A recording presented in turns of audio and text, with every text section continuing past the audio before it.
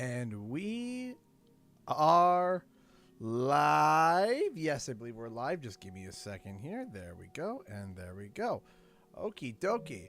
Okay, ladies and gentlemen. What's up, guys? Canadian Guy here. And we are back with what I believe to be the finale of Croc, Legend of the Gobbos. Sorry, I had to take a second there. I was setting up some 3D prints, getting some stuff ready. Trying to get back into the roll of things. I know it sounds like my catchphrase now of getting back in the roll of things, but truly I am. Give me a second here. Also gotta close my door here. Close my door.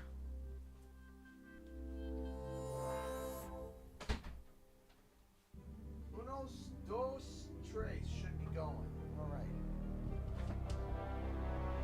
Okie dokie. So, hi everybody. So, we are going to be finishing up, which I believe we're going to be finishing up, unless we're going to have a real bad time, Croc today. Give me a second here. Running a little bit behind, just a smidgen, but not by much.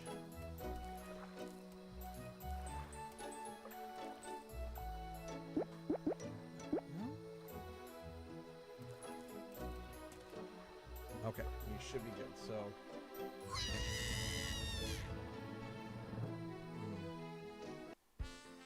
play game. Completion 60%. Huh. Okay. Now, how is the audio? Is the audio all good? Is it in sync? Is it good? Oh boy. Okay, so let me just finish this up, setting off the alerts, and we shall begin.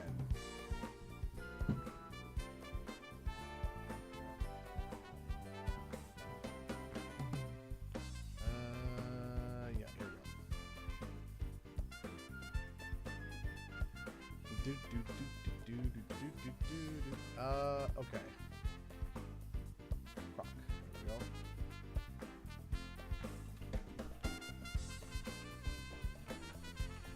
we go. I almost put we are live. I almost put we are liver.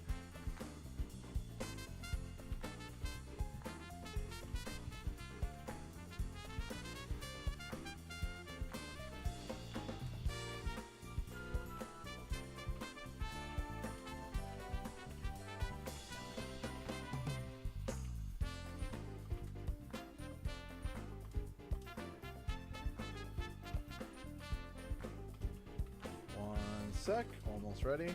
So we are, I almost said we are liver. That's not the right. We are liver. That's right. It's like we are Groot, except a little bit more meaty. Which, by the way, I gotta give a shout out real quick here to Latoya, Toya's World, for donating $10 to Super Chat. Yay, Croc and coffee money. Thank you so much for the very first donation of the stream. We appreciate that. Thank you, thank you, thank you so much. So if all goes well as well, we should be posting a video that I should have been able to post, that I should have posted a month ago, tomorrow. I simply just did not have it has been a poop show this week, because unfortunately, when I got home, you'll never guess what happened. It's become my catchphrase. My kids had the flu. So guess what happened to me? So did I. Luckily, I've gotten so used to getting sick that I know that when all my kids catch the flu, for 3 days, I drink water and eat very light. And luckily, it paid off this time. And I was down for about 2 days. About 2 days, I was down for about 2 days. I got sick on Monday. I got sick on Monday. No, not Monday. Tuesday. I got sick on Tuesday. So I was down Tuesday. I was down Wednesday. And today is the first day I was able to basically put a full day of work in with minimal stoppages due to flu symptoms. There we go. Okay. So, yeah, because Monday I got most of the legwork done on my video. So, yeah. Okay, we can adjust. Sorry, Toya. My bad. So, she's sick every other week. Yeah, that's what it feels like. That's what it feels like. Okay, so how is the volume balance for everybody? Your family's feeling better, and I hope you have a great stream with everyone. Have a good time watching Amazing Game. Bye, everyone. Take care. Thank you so much for at least stopping by.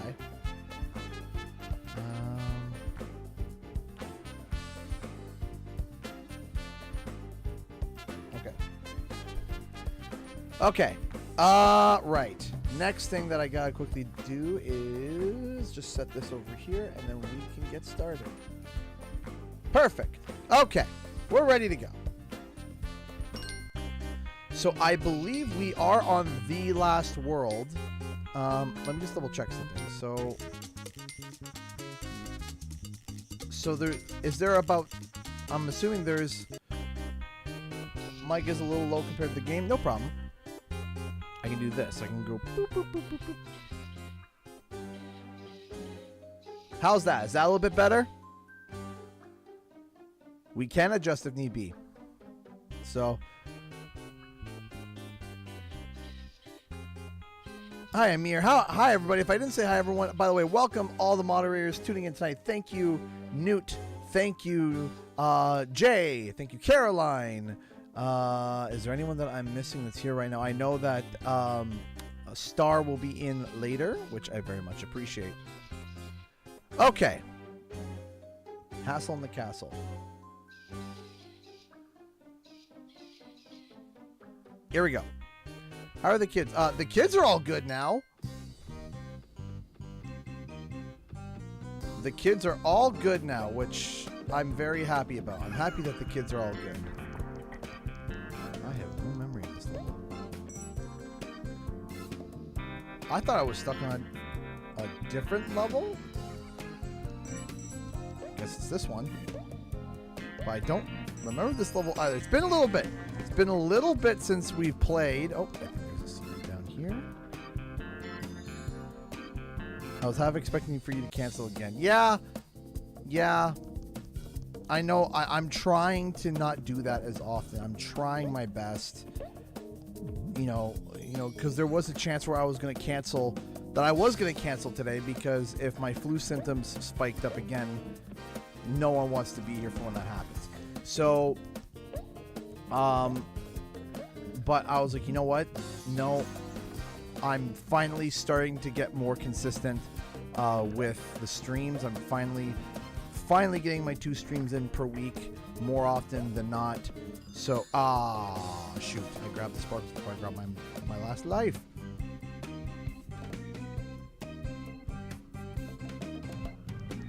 But the idea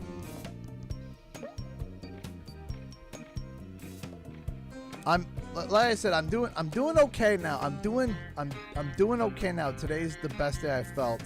Still got a little bit of like the chill sweats a little bit, but it's not so bad.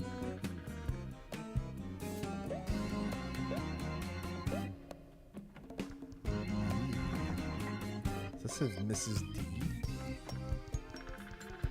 Nothing there. What ugly children you have.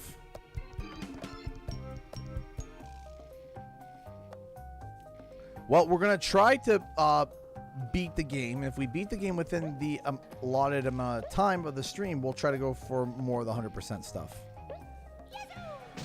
You know what? The controls were horrifying bad. That's why the remake is really good, because now you have right stick controls. Whoa!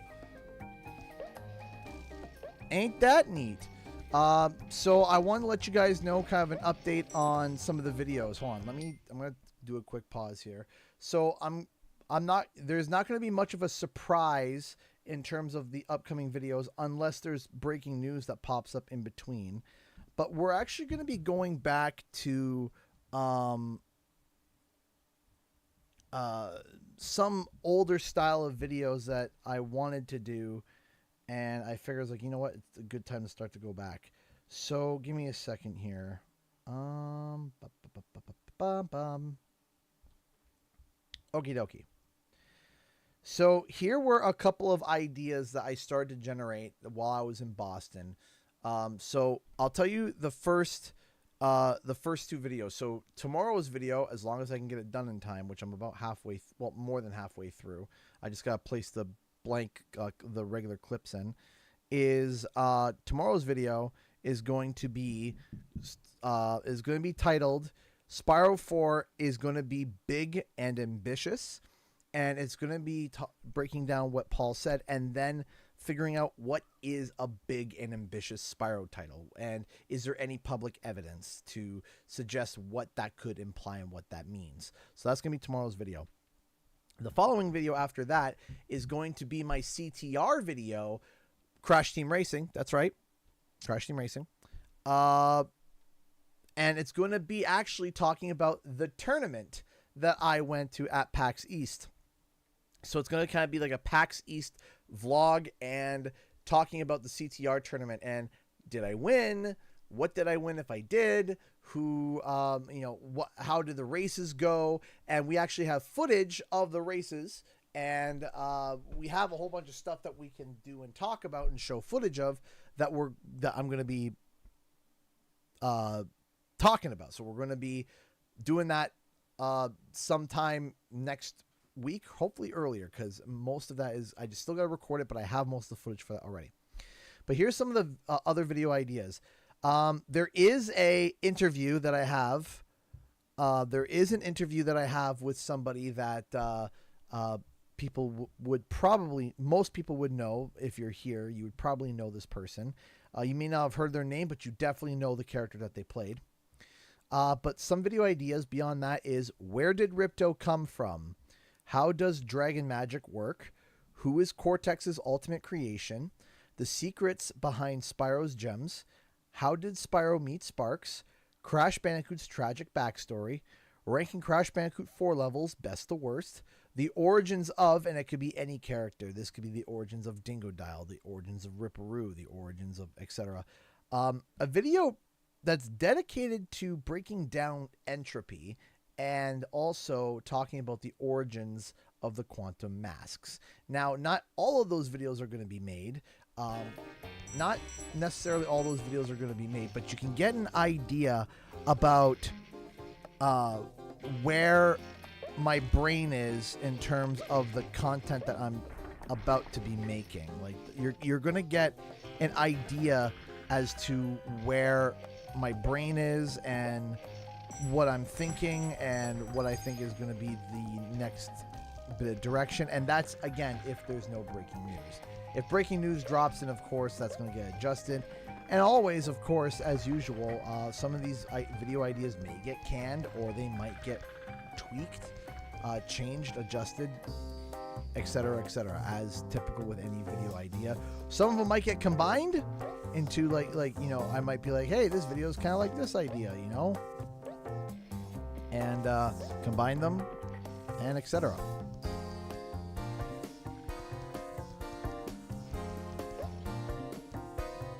Hopefully,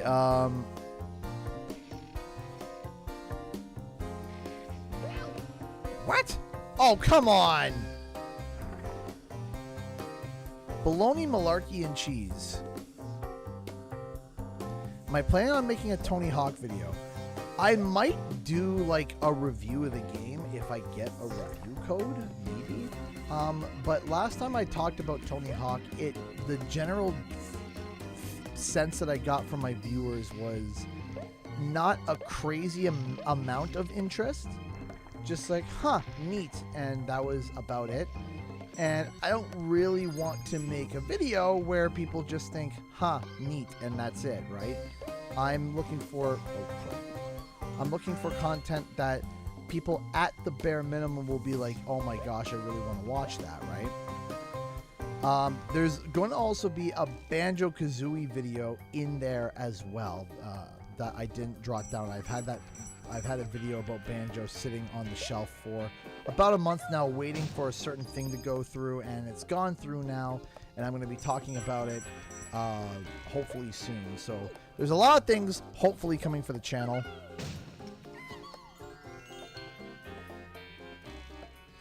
I think you can't explore. If you're gonna explore entropy, you kind of have to explore both versions, right? And you know, kind of figuring out some things about female entropy. I might even be reaching out to some people asking more details about that. Try to glean some more interesting facts that might be fun to learn. We'll see.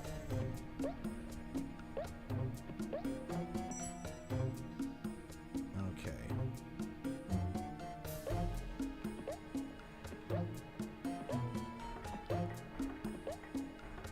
Okay, so we got all those. That's good.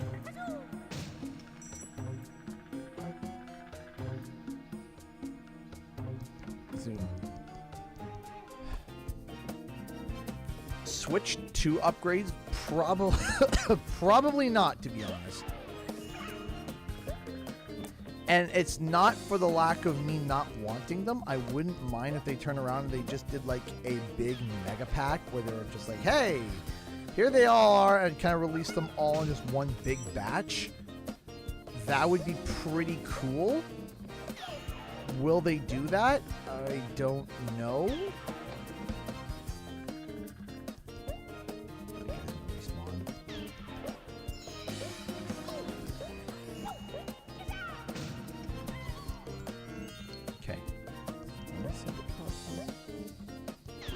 There we go. Whew.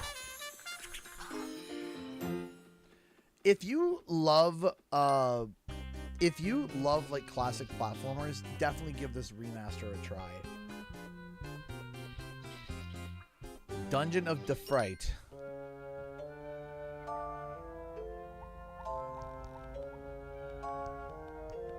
Was there another one that was just like this? Because you can also adjust your screen. So you can go back to kind of like the classic CRT screen. You can kind of go back to the classic polygonal without the, you know, with some, and then you can have the smoothed out textures. So, and that's all with a touch of a button. It's really cool. Am I getting the Switch 2 at launch?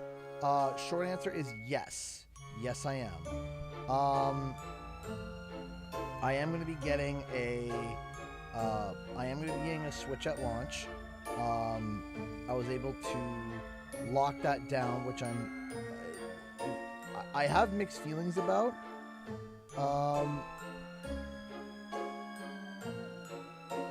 I have mixed feelings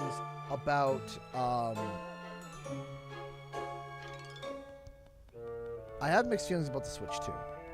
I do. The price is really, really harsh. You know, and I still haven't paid it off yet.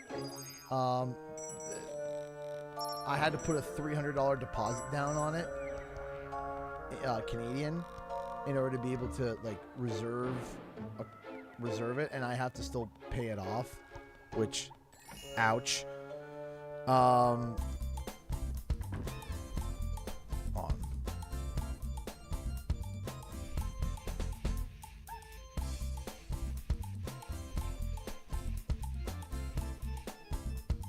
I still owe like, oh jeez, I believe like I still owe like $400 on it, which I'm like, ah, great.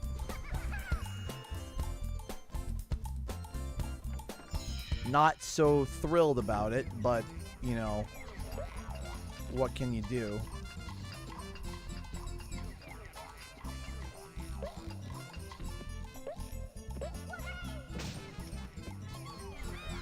Go. But I am going to be streaming Mario Kart World Tour on the channel, so people can immediately get my live reaction of the actual, like, oh, okay. Well, there goes that. People can get my immediate like live reaction of my first impressions. I gotta check the date that it actually releases, like what day of the week it releases, if anyone knows that offhand. because it would be cool to kind of do it like an unboxing and opening with everybody, and then kind of getting it all set up, and then trying Mario Kart World Tour. And then what we're going to be doing is that we'll probably stream that for probably for both streams, probably for the Thursday and Friday. My thing that I'm looking forward to is Donkey Kong. That's going to be the game that I think I'm going to be doing a lot more with. I think that's going to be a lot of fun. There we go. Yeah, DK Bonanza is the game that I saw. I was just like, see, when I saw everything with the Switch 2, I was like, you know, I can wait. And then I saw Bonanza, and I was like, no. Now I am interested. Now, and I'm like, and my audience is interested. If I'm interested and my audience is interested.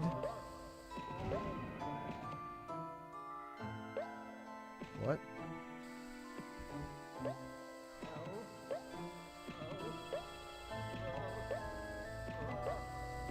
Am I supposed to? Oh, okay. I guess push him over and have him pop and destroy. Do I only get to choose one?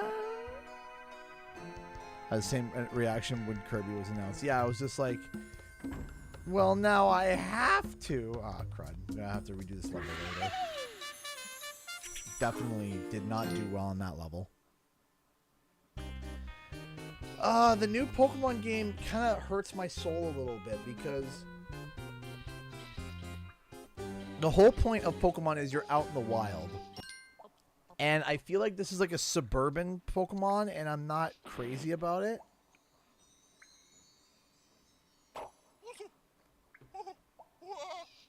Like,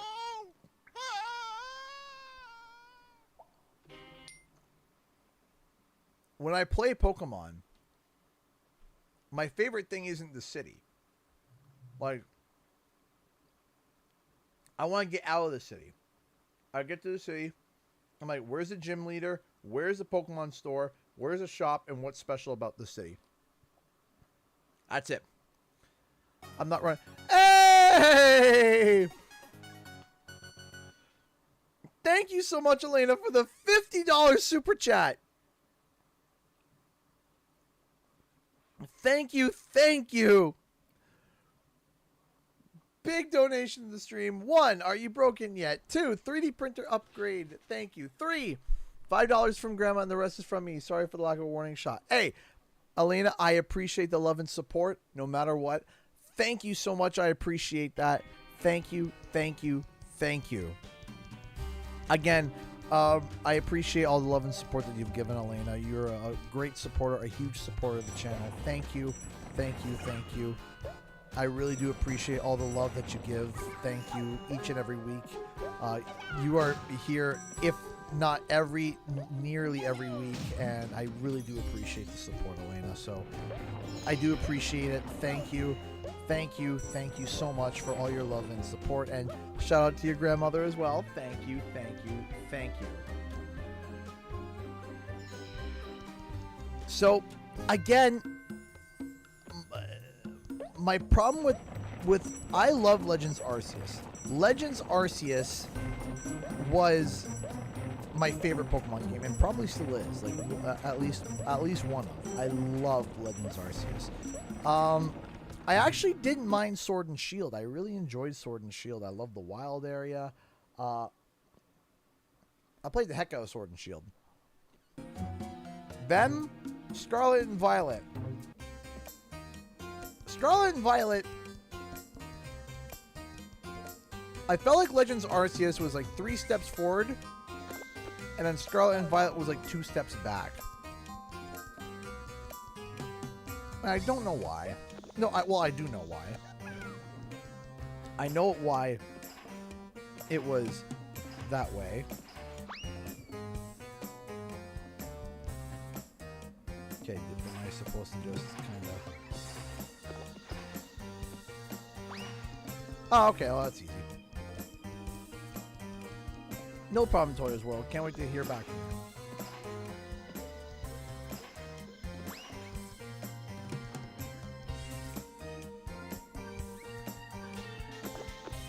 No, I really enjoyed Sword. It was it was good. I liked the wild area. It was fun. It was neat. Is that it? Is that the boss? Oh, that was easy. And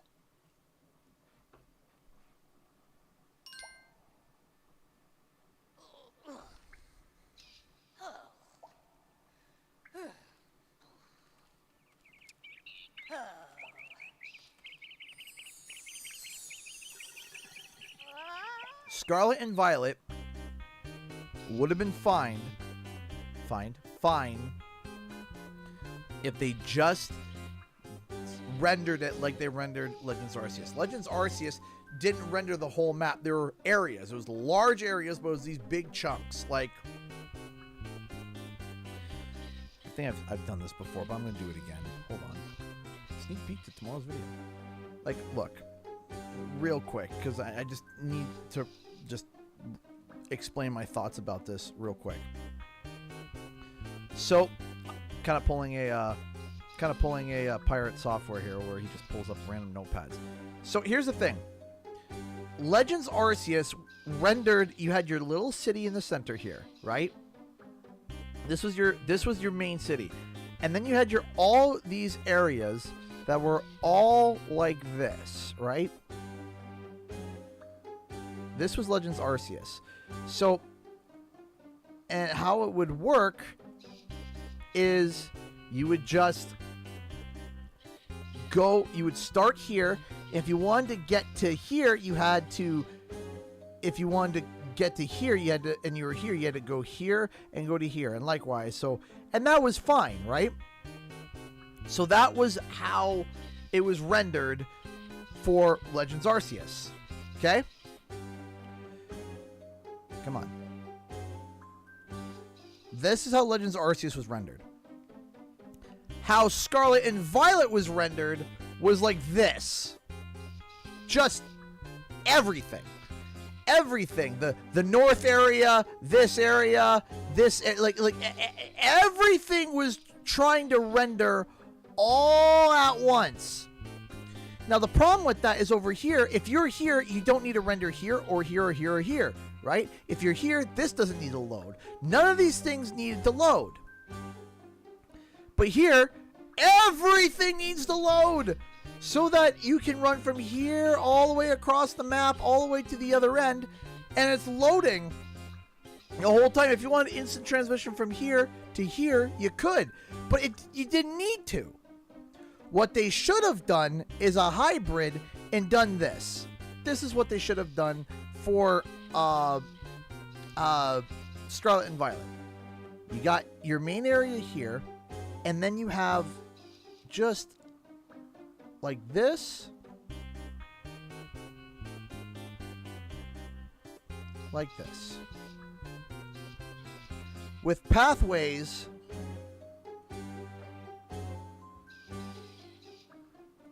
like so. Okay? So if you're going to here and you go to over here, you're going to say, hey, there's going to be a loading screen. Yeah, no problem. You go in here, you run in the path, the screen goes black, 10 seconds goes by, 5 seconds, you pop out here. And then you explore this giant area. And you want to go over here, you go. This is how it should have been built. Because then, if you're here, it just needs to render here. If you're here, it just needs to render here. Hi. Me ranting. So, this is how Legends Arceus was rendered. Each area was its own area. Okay. Then Scarlet and Violet, which we played, was just one giant area. Even though there was, you had the north, you had zero, you had here, but it was all rendered all at once, and it made the game bog right down. It should have been rendered like this. Where you're here, if you want to go over here, there's a certain area you can go, whoop, goes over here. If you want to go here, whoop, whoop, and then it just renders. So that if you're here, it doesn't render here, it doesn't render all of this mess. You don't need that. Yeah. So I was ranting about that. Oh, did I tell you about my new job? You did not. What is your new job? I thought you were drawing some blood, right?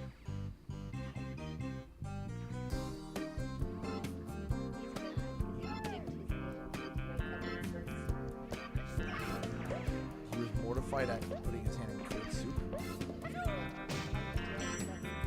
I'm holding it and you just dipped your hand in it. So you're holding cold soup and he puts his hand in it and looks at you like, how dare you? What do you mean? Oh, it's pretty bad, but you know. Oh, he follows me. I don't know what to do about that. It's gonna be terrible. I know that, but it's the only way for us to fit the kids is for them to be in the room right above my office. It's gonna be great. No, because then the kids are gonna be right beside the office. So either or. Yeah. There's no winning. You're just teaching your kids to Oh man, did you forget the balloon the first time? No. I would have like missed it. Jumped on it. Hello everybody. I gotta go to the water. Okay. I love you. Mwah. Cut those teeth fastly. Yes, please. So, but yeah, that was, and I don't understand why they had to have everything loaded. Like, they're like, yeah, everything can load in, but you never need to use that ever. So it's like, why? Like, why? There was no need, no necessity for the whole bloody thing. Because actually, funny enough, if you don't know, the center, it was like Agent, I can't remember the place now, Project Zero, the center, where, I can't remember now, was one of the only areas that had a different loading, and it rendered, if you go back and look, it rendered fine. Like, there was a couple hiccups here and there, but overall, that area was the smoothest area of the game. And you had to wait until the end, because it was the only time where it offloaded the overworld before and uploaded that overworld that it was in. But because it was so small, the hiccups were a lot better than in the overworld.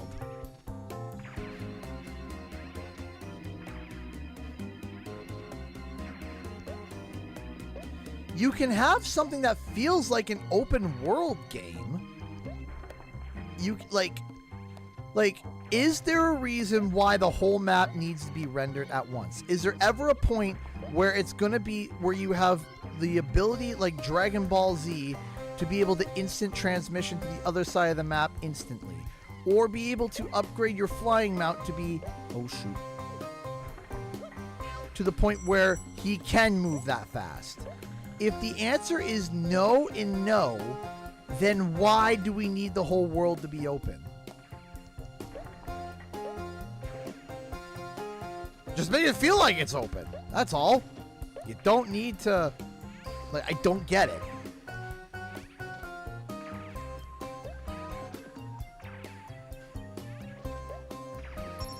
By the by, one quick second. We're going to quickly take a look here. Take a look how these are going. So, we got relics finally getting back into the store. I didn't realize that we were sold out of a lot of relics. We were sold out of everyone except for the Toys for Bob relics, so we were reprinting them.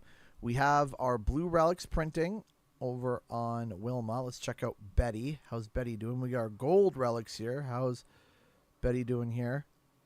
Betty's doing good. Betty's doing good. How's Bam Bam doing? Bam Bam. There we go. So we got our plat relics, we got our gold relics, and we got our blue relics going. Those are going to be added to the store. Speaking of, yes, we do have a 3D print shop and store. We have lots of stuff for sale. Lots of stuff that many people would... Oh, come on! We have lots of things that most people would be interested in. We have gems. We have crystal dragons. We have a whole nice... Ah!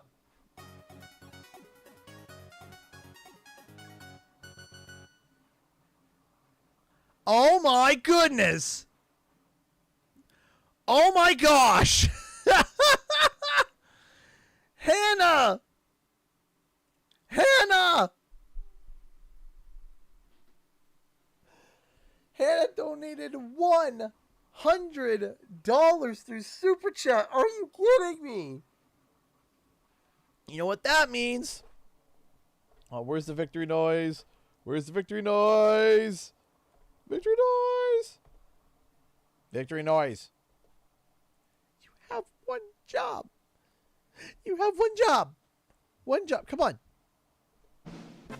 There we go. Hannah donated $100 through Super Chat. I start my new job at the end of June at a hospital in Anova as a medical tech. Congratulations! I'll be drawing blood, taking vitals, helping patients and doctors and nurses. I'll get $18.50 an hour plus $1.50 on weekends and $1.20 from 3 to 6:30 every day I work. 3 12-hour days a week. Oh my goodness gravy. That is amazing, Hannah.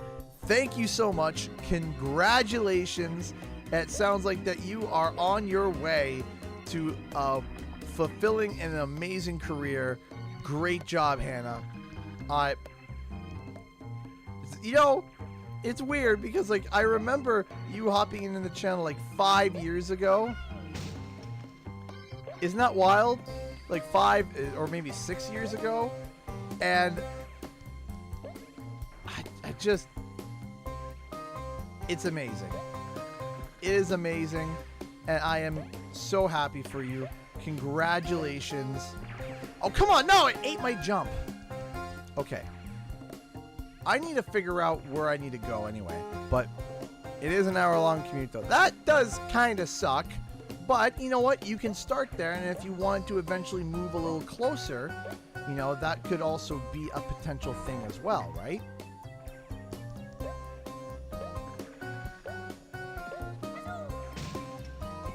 I remember my commute for my old job wasn't as bad as that, but it was about, without traffic, it was about 30 minutes without traffic. With traffic, it was closer to 45. So it wasn't an hour for me. But all right, is that where I'm supposed to go? Is right on top there? Like it feels like that's where I should go.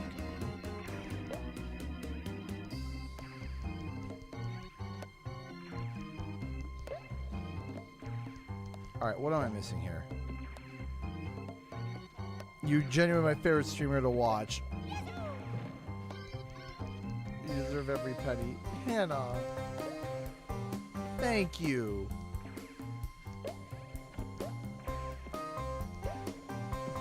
It still blows my mind to this day that people say that, you know, when people say you're my favorite streamer to watch, it's just... hits me in the feels. Hits me right in the feels. Thank you. Thank you, Hannah. For not just your donation, but for also for your support. Thank you. Thank you. Now you're gonna make me cry. Don't make me cry. Okay, hold on. What am I missing here? Am I supposed to be... Okay, I can't hit them. What am I missing? Like, everything was easy breezy lemon squeezy all the way up to that point.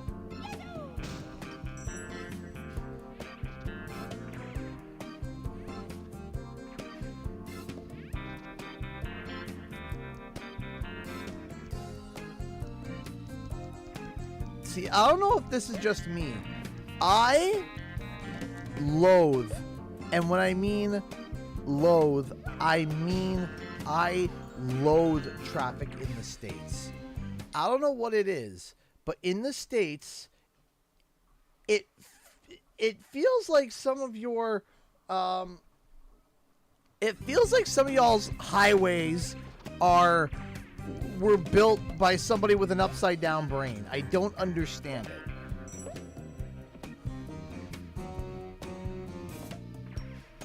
Like, I don't grasp it. It's unnecessarily busy. The signage is awful. Because down at where I am, there's a highway called the QEW, and I love it. I love the QE. The QEW is my favorite highway because it's smooth. There's no problems. And I don't get, like, every time I go to drive to Boston, I feel like I'm on the verge of murdering somebody or being murdered. It's one or the other. And I don't get it. You're amazing to your viewers and very sweet person all around. You've always a fun interacting with your viewers and are funny to watch rage. Well, I'm happy my blood pressure is for your entertainment. And I'm sure there are some real easy parts in America that aren't as bad as down by Boston. But I don't grasp it. I don't understand it. Like I've driven on I've driven quite a bit by Ohio, don't like it. Driven in Boston, don't like it. I don't get it. I don't understand.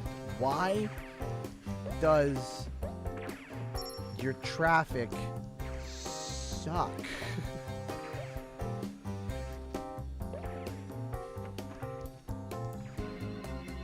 And I'm not even saying like you just get to a slowdown. I'm not even talking about that because we get slowdowns too. I mean, we're down by Toronto area, right? And Toronto gets backed up real bad, right? Toronto gets like blocked up for hours.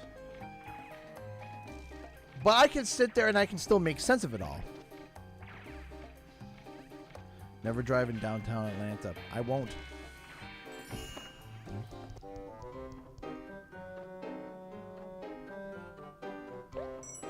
Like, there are just some places where you couldn't pay me to drive.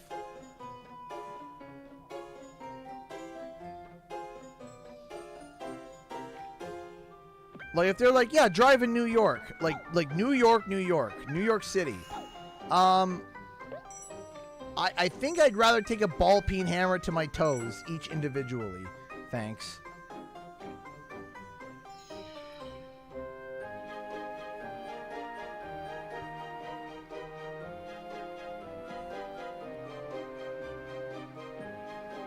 Oh, geez, Elena. Or, geez, Hannah. But yeah, you just I would rather just simply don't. Yeah, no, I won't. Trust me, I won't. Like I said, I'd rather take a ball peen hammer to each individual one of my toes. Because the thing is I'm from Canada, and I'm a polite driver. I'm a firm driver, but I'm overall a polite driver. You can't. You have to be within like millimeters of an accident in a constantly. You need to be within millimeters of an accident to be able to get anywhere. Driving in Portland is a nightmare. So many one-way streets, only street parking. So on majority of streets, walking is fine, but driving is no fun. I don't get it. Yeah, I don't get it. Boston, it's like half the streets were built back with horse and buggy, so they're only like a road and so there's like, imagine one way and a half long, and they're saying, yeah, 2 cars can fit down here. Like, no, you can't. I'm a relatively polite driver. If I'm in crazy traffic, I can, like, if it's heavy, I can deal with it on the highway. On the highway, I can deal with it, okay? Let me tell you something. All right, we're going to pull another drawing. You ready for this? Let me tell you something. I'll tell you the moment that I knew Boston wasn't for me. I'll tell you the moment where I was like, you know what? Nah, that's it. I'm done. That's it. You ready for this? Okay. So, we're in Boston, okay? It says get onto this intersection and Obsolete Mule donated $44 through Streamlabs. Before I go on this tangent and rant, give me 1 second. You guys have been very kind to me tonight. Thank you so much. Your kindness and generosity is thank you. Hold on. Hey, CG, didn't think I'd make it, but I managed to. This week has been awful. My dad had a minor stroke. Oh, my gosh. That happened last Tuesday. I had to spend Monday and Tuesday in hospital. He's now on stroke-type meds now. It was so awful. The stream helps a lot. I'm really happy to hear that. I'm sorry to hear that about your dad. That is not something that you ever want to hear. But I appreciate you stopping by, and I appreciate the donation, and we're praying that your dad gets better and that he's feeling better. So thank you. Thank you for the donation, and I hope your dad's okay. Where was I? Ah, yes. Boston. I'll tell you the moment that I was like, you know what? I'm done. So it says turn left and then immediately do a turn right on my GPS. So I was like, okay, yeah, I can do this. I can do this. So I'm sitting here and I'm like, why are we stuck? So watch this. You ready for this? Here I am. Right here. This is a city road, okay? This is a city road, okay? I'm here, and it says turn left. Okay, there's a there's a line of cars, okay? There's a line of cars here. Okay, fine. Why is there a line of cars there? Well, that's very simple, because there is a stop sign. There's a stop sign right here. Right here.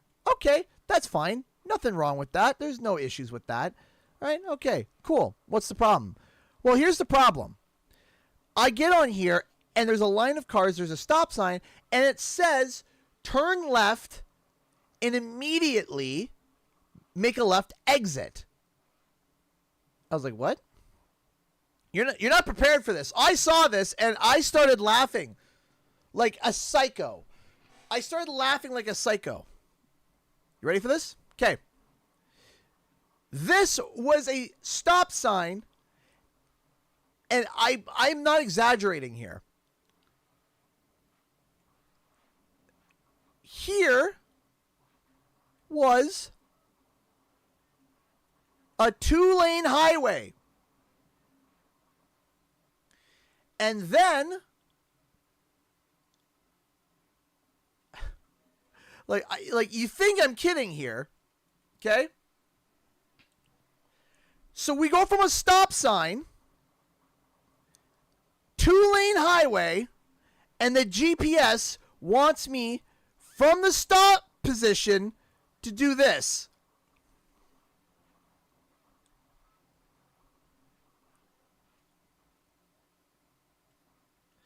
Like dead stop.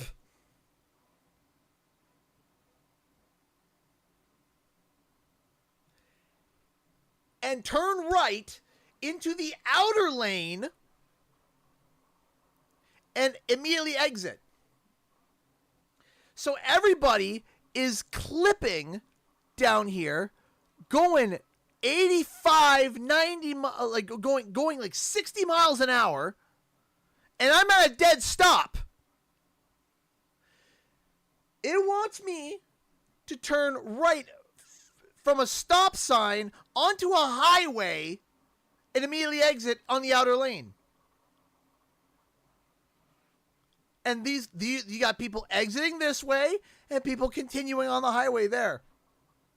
From a stop sign.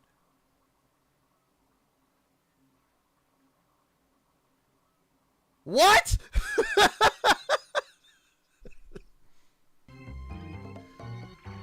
Like, are we just... see, even Croc died because of it. Like, are we actually trying... Like, was that area built by people that want car accidents? I couldn't believe it. And so I'm trying to get ready to go.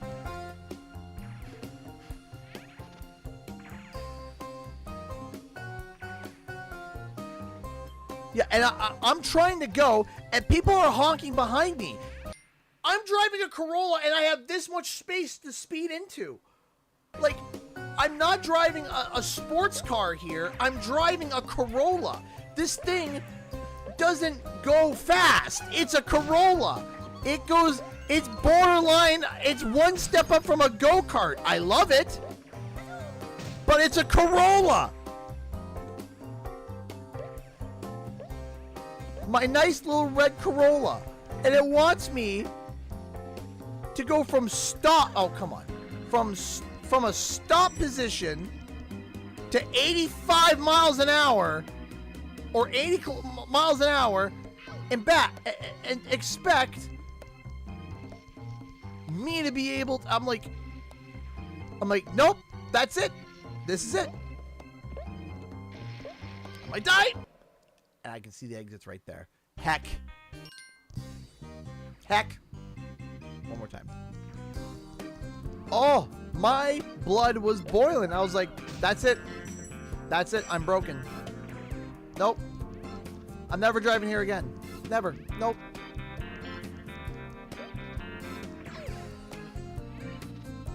Like,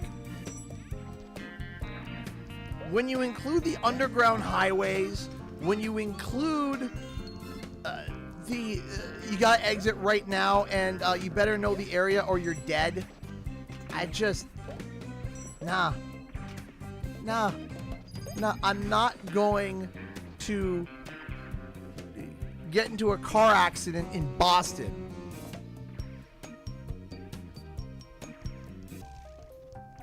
Like, nope, won't do it again. Not unless I have to.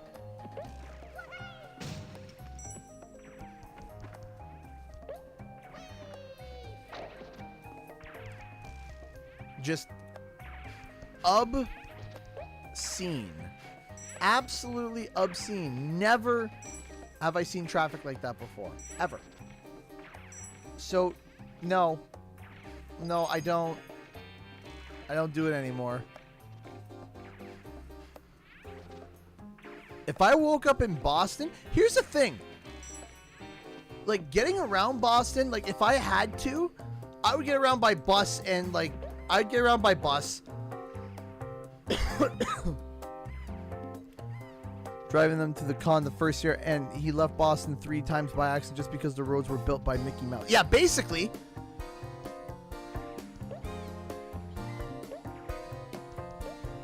I don't like Boston.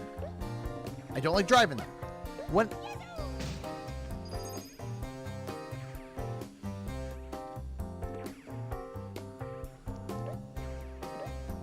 it's crazy to me. It's absolutely crazy to me, like, trying to drive around. Just no. I didn't mind driving around Boston at like 9 o'clock at night. That was fine. I didn't mind driving around Boston at like 5 a.m. when I had to leave. That's fine. As soon as it hits 6 o'clock, it's like people take their crazy pills, get behind the steering wheel, and start driving. No thanks, I choose life. Like I said, if I woke up in Boston and I had to live in Boston, which who's going to be footing that bill? Because I've seen the rent in some of those places, and boy howdy, no. Would you like a broom closet for $1,800 a month? Ah, you're just being exaggerating, right, about the broom closet? No, I'm not kidding. It's a broom closet.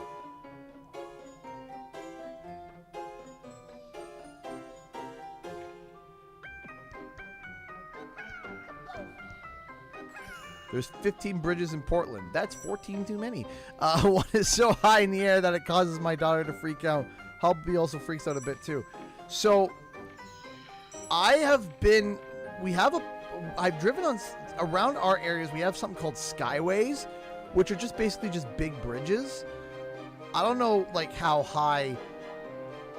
I don't know how high your bridges are, but we have been on some pretty tall bridges. Like I said, they're called skyways. But again, $1,800 for Harry Potter's Cupboard Under the Stairs. Yep, that's about right. And that's 14 too many. Yeah, You're allowed one bridge. One.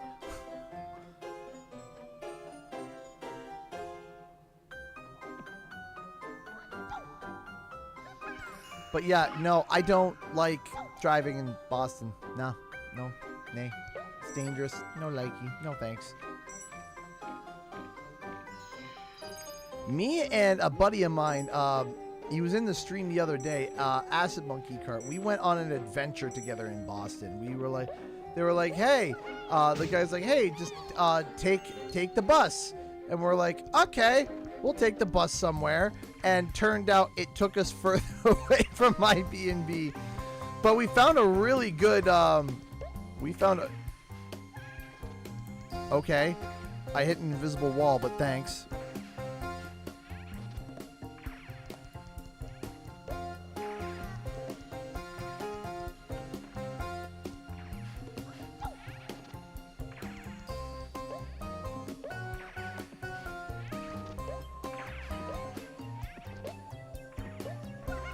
They call it Bridgetown. I wonder why. We kind of have a unique, so where I flew out of an airport called Billy Bishop. And Billy Bishop has this, it's weird. The first time I ever went, they were like, yeah, take the ferry. And I was like, oh, okay, so there's two airports you can take. There is YYZ, which for some reason I can't remember the name of it. I've flown out of it dozens of times. Pearson. There's Pearson and Billy Bishop. Billy Bishop is technically an island. Okay? Technically. And so back when I first took it, you had to take this big ferry.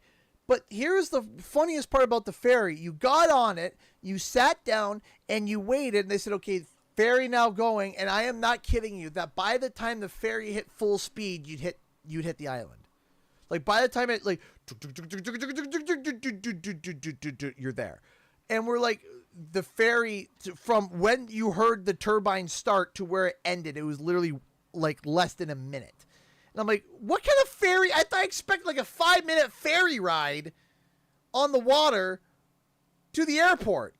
And it was just like a, that was it. I was like, this is the most useless ferry I have ever seen or heard of. Years later, they finally figured out, hey, this ferry idea is dumb. Why don't we build an underwater tunnel? And that's what they did. And that's what we have now. So you basically get out, you go in an elevator, you go down, and you just walk across the tunnel.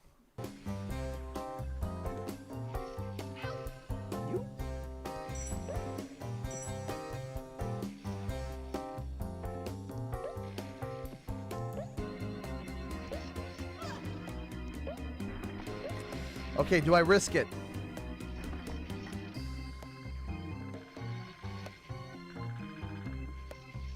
Let's go for it. Okay, how bad is this? Okay, it doesn't see. Okay, so I see it's. Okay, it's not that bad, I think. Oh, I thought it was gonna be short there for a second.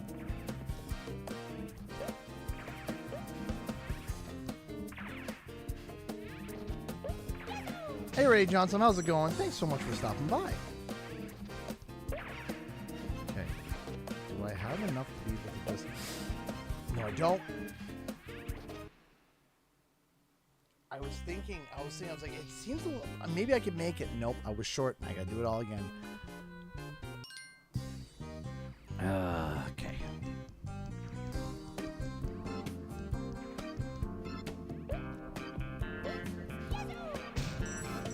So here's the thing that still drives me wild. So when I get to Pearson, so there's pros and cons to flying out of each airport. If you fly out of Pearson, it's a gigantic airport. It's a big airport. You have to go through it. TSA takes forever. And all the major flights go out of there, right? If you go to Billy Bishop, there's like maybe you go to Billy Bishop. There's not many. There is not many. Like, oh jeez. There is not many flights that go out there, and they're all relatively smaller flights. TSA is a breeze. TSA is literally like just you're in, you're out, you're done. That's it. Great. Here's what's wild about it though.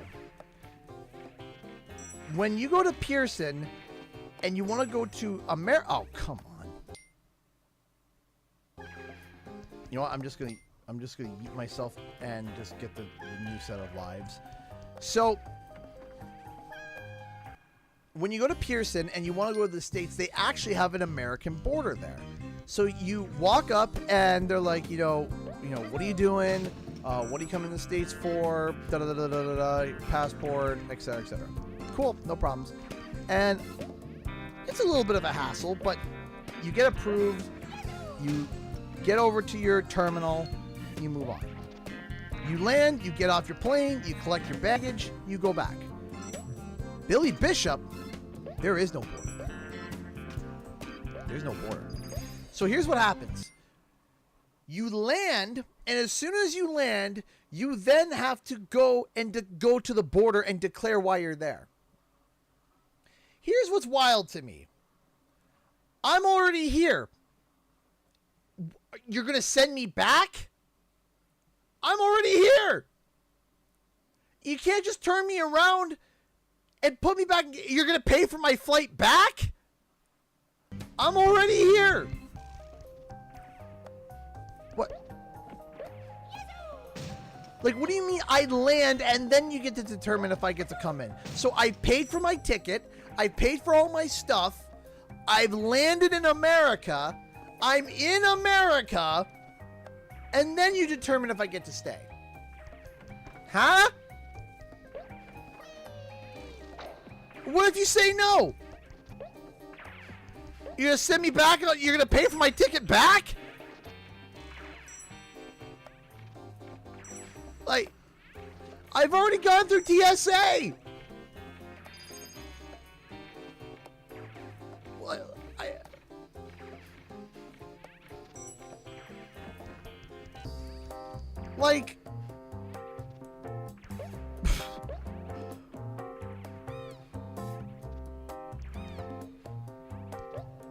Like, I'm already here. It's not like when you get to the border of like a bridge and they say, no, you can't come in, turn around and head back.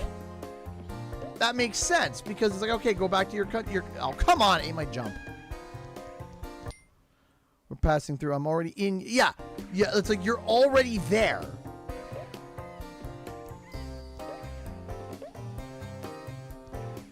Like, wouldn't it make sense to stop the people before they get there? No, that'd be too smart, apparently. So if you're flying out, if you are in that area, if you ever fly out of Billy Bishop, pay to get your seats closer to the front, because if you're in the back of the plane, trust me, it's worth it. Because the first time I flew to Boston from Billy Bishop, I was stuck in a lineup for 2 hours. 2 hours being in line for 2 hours, 2 bloody hours in line to see if I could get through. My baggage, like, it was so long that my baggage check took forever. I was like, this is insane. So, but this time I booked at the front and I was through the border in about 10 minutes, but there was a lineup coming up behind me. So if it's not too expensive and you're flying internationally, try to sit as far forward as possible, not because of the exclusive, like, oh, I get to go on, first before others. No, just so that you can get through the border faster. Literally the only reason that I would do it.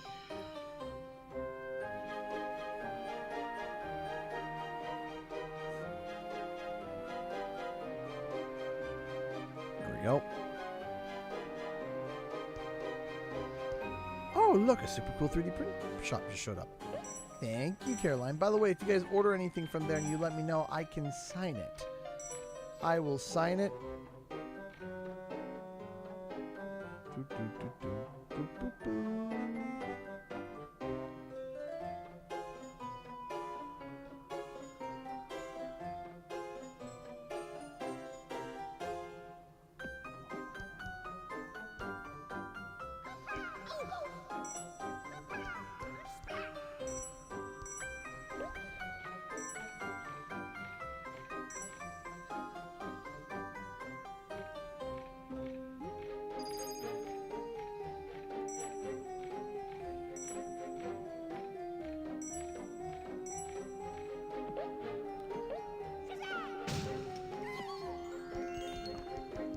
Also, next year for PAX 2026, I'm going to be trying to host a panel. And the panel is loosely titled From Pierre to Spyro, all the basically talking about the development and getting from how Spyro was called Pierre at one point. Or Pete, from Pete to Spyro, how, you know, going through all the different designs of Spyro. Dr. Rank donated $5 to Super Chat. Thank you so much. The recent patch fixed the Switch version's controls so that they may match the original again. Thank goodness. Thank you so much, Dr. Rank, for the $5. I appreciate that. I'm going to be trying to host a panel. Yes. Next year, I'm going to be trying to host a panel.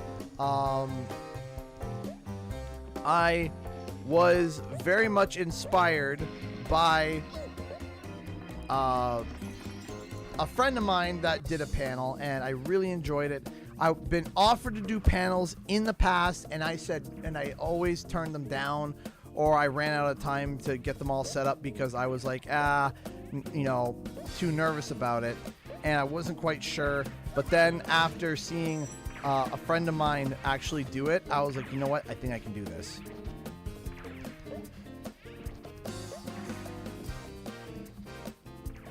And so I am planning, if the powers that be let me, my window. Wait, I'm sure there's probably a little guy in there, eh? Shoot. Yeah, there was.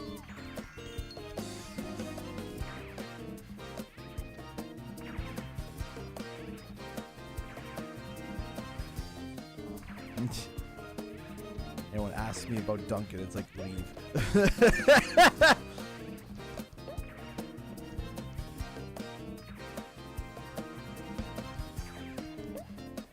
You are formally kicked out. Isn't there a third one? Yes, there is. Done. Oh, jeez Louise, man.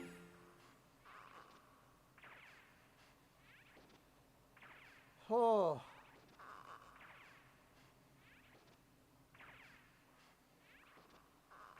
What is this? Oh. We did it. Okay. I'm going to quickly go to the bathroom, get a top up on some water. I will be right back. Oh. Ah! Ah!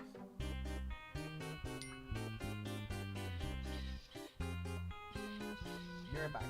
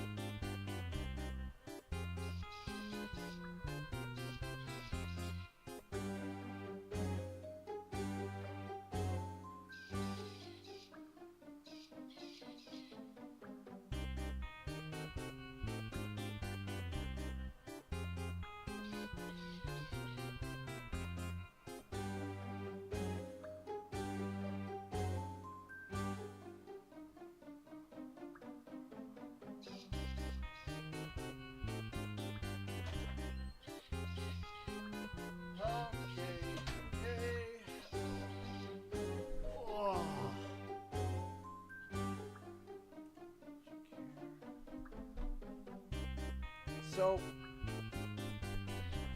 get ready for this. You ready? I'm not. I wasn't ready for this. So, y'all remember, maybe some of you don't. Does anyone remember when, because I was dealing with a big issue with my print store, that Canada Post decided to go on strike? Does anyone remember that? And they were on strike all throughout like December, and it messed up all my packages and screwed everything up, and it was a nightmare. An absolute nightmare. So anyway, they're about to go on strike again. Already. By tomorrow, they're going on strike again. And I'm sitting here and I'm like, why? Like, why?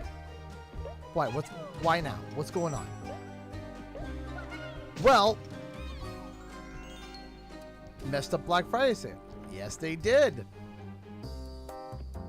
So, and they went on strike for almost the entire holiday season. They're going on strike again. Now, luckily, I have an alternative for shipping, and I have an alternative for all that stuff. So, at least there's that. However, it is a headache still, nonetheless. Jeez, okay.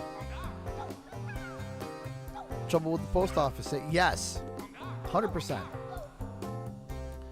Now get ready for this. Do you know what's one of the reasons why they're striking? Canada Post, on their old agreement, used to allow 5-minute paid time for hand washing before eating.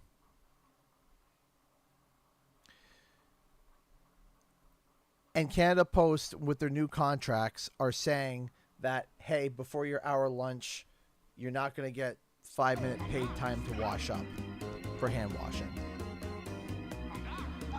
And that's one of the reasons why they're going on strike. You can still hand wash. It's just you're not allowed the 5 minutes paid time for hand washing.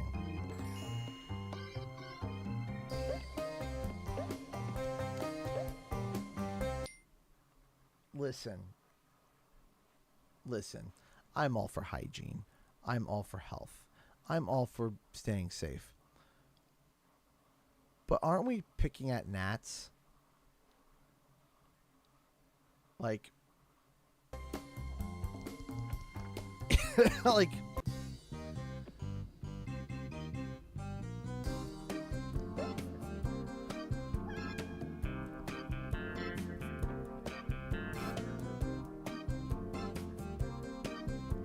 I just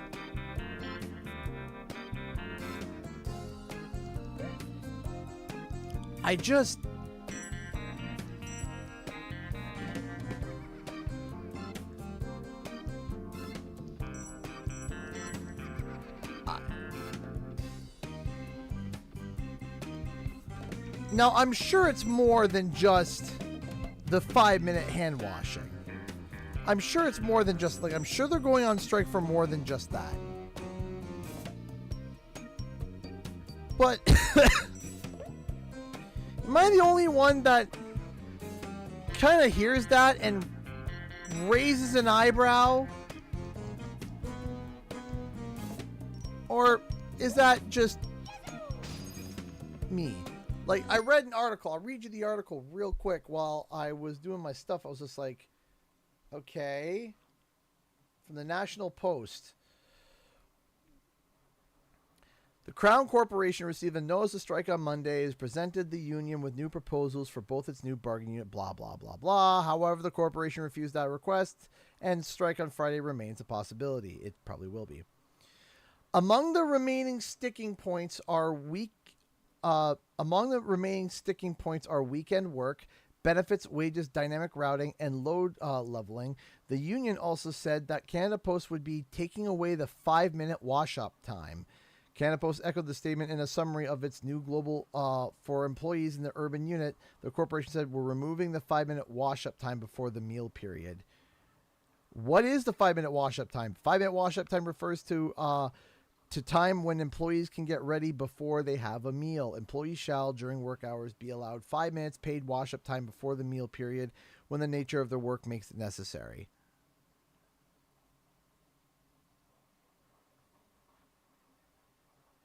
They're not going on strike just because of that. So here is what they're going on strike for. Canada Post doesn't work on weekends. They want to work on weekends.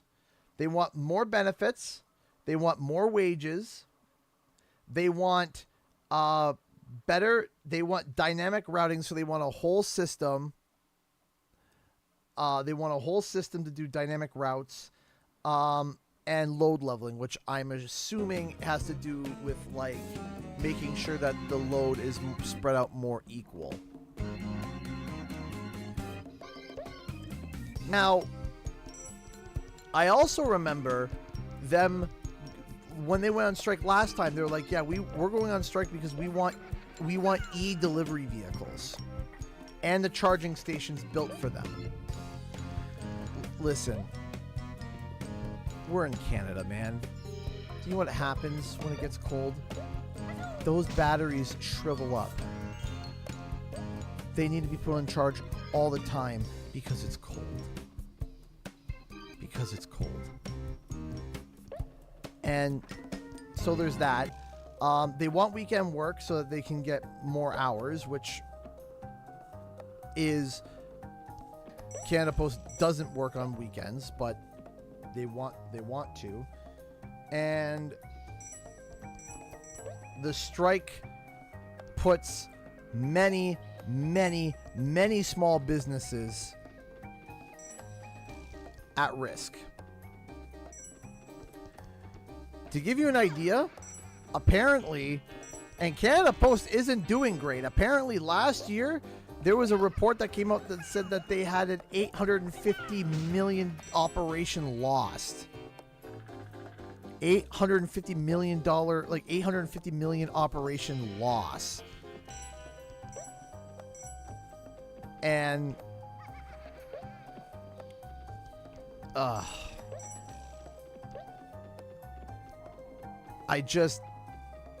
the fact that so many small businesses, including my own, I mean, do you know how many small businesses actually went out of business because of the Canada Post strike?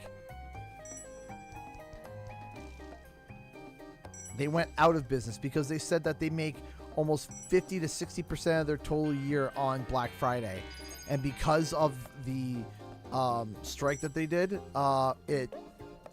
they couldn't do the sale.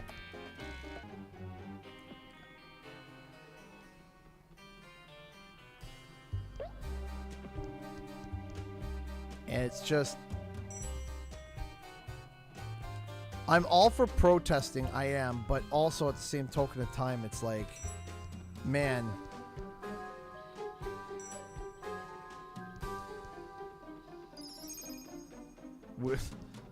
we are about to get hit with a poop storm.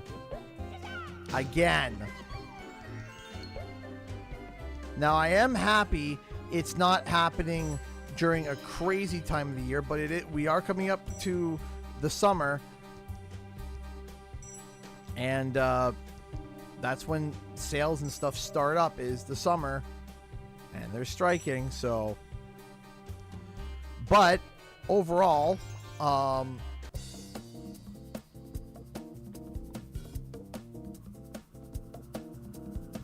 geez.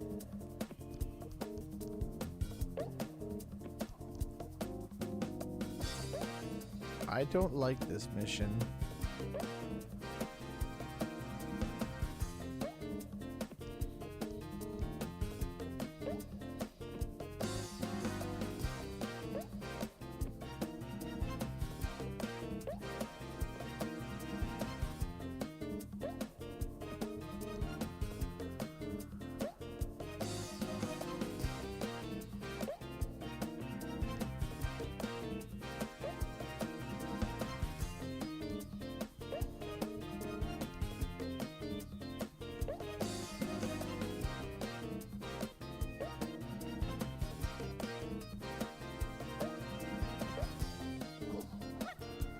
Anything interesting from PAX? So,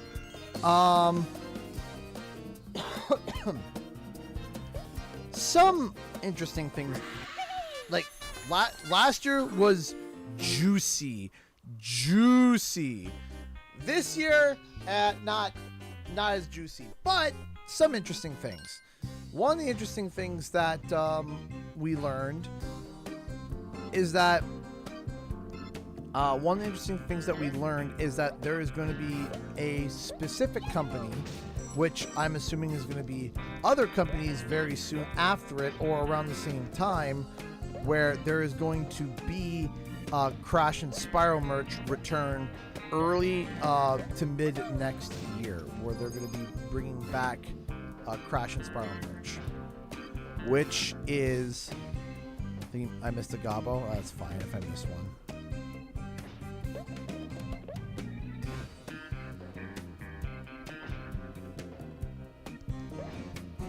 Oh! Well.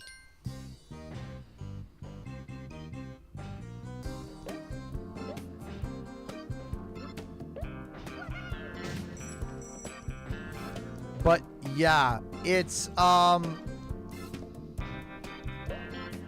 very interesting. And because we kind of get an idea of merchandise, we can kind of maybe get a gauge or an idea as to what or when there could be a title coming back. And I think it's going to be next year. I think. Because if they're going to be releasing stuff Q1, Q2 next year,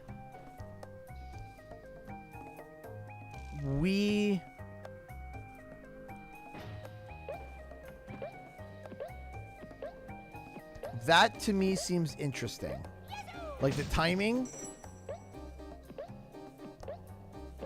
especially with all the news that we know and have.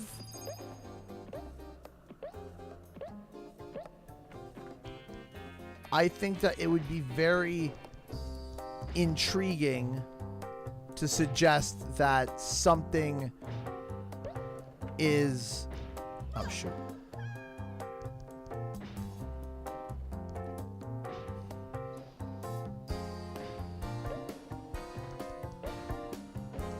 Oh, come on!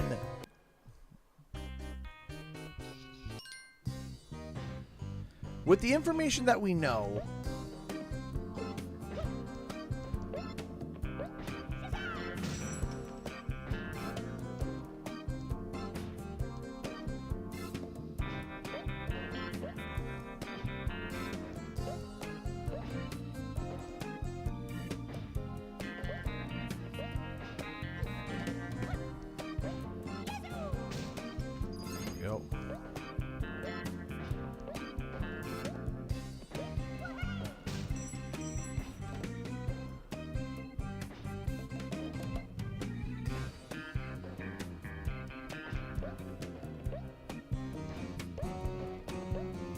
go this way.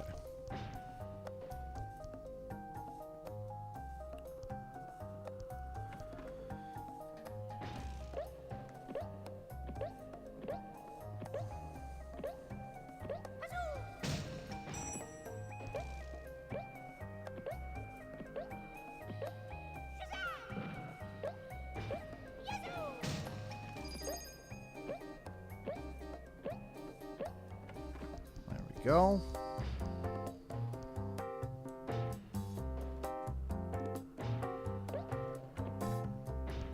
Oh, come. Okay. The timing of this thing is very much not fun. 1, 2, 3. Okay.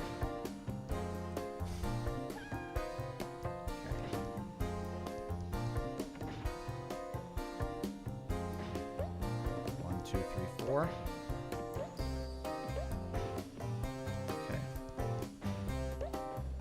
2, 3, 4. 1, 2, 3, 4. 1, 2, 3, 4. 1, 2, 3, 4, 5.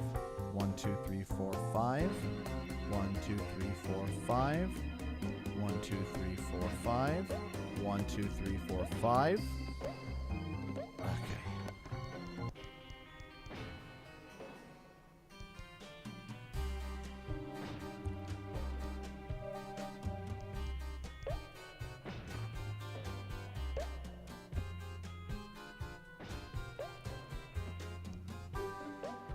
Flip over. What is happening here?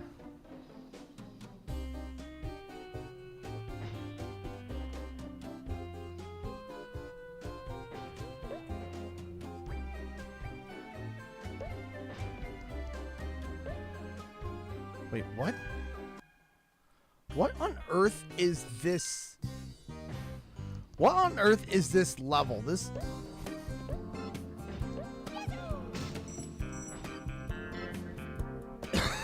Excuse me.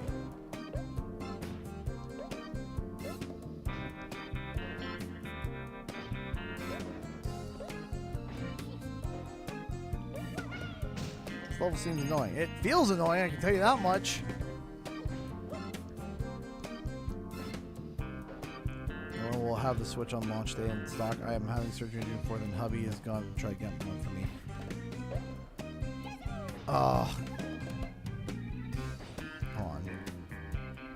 Reset.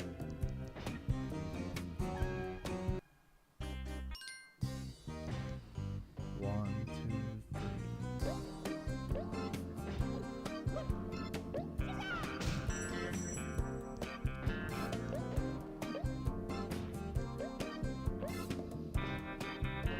One more turn. Come on. There we go. So if merch is coming out early, like Q1, Q2 next year, and things are starting to get rolling again, I would think that Spyro may get released, like, for playable for fall next year.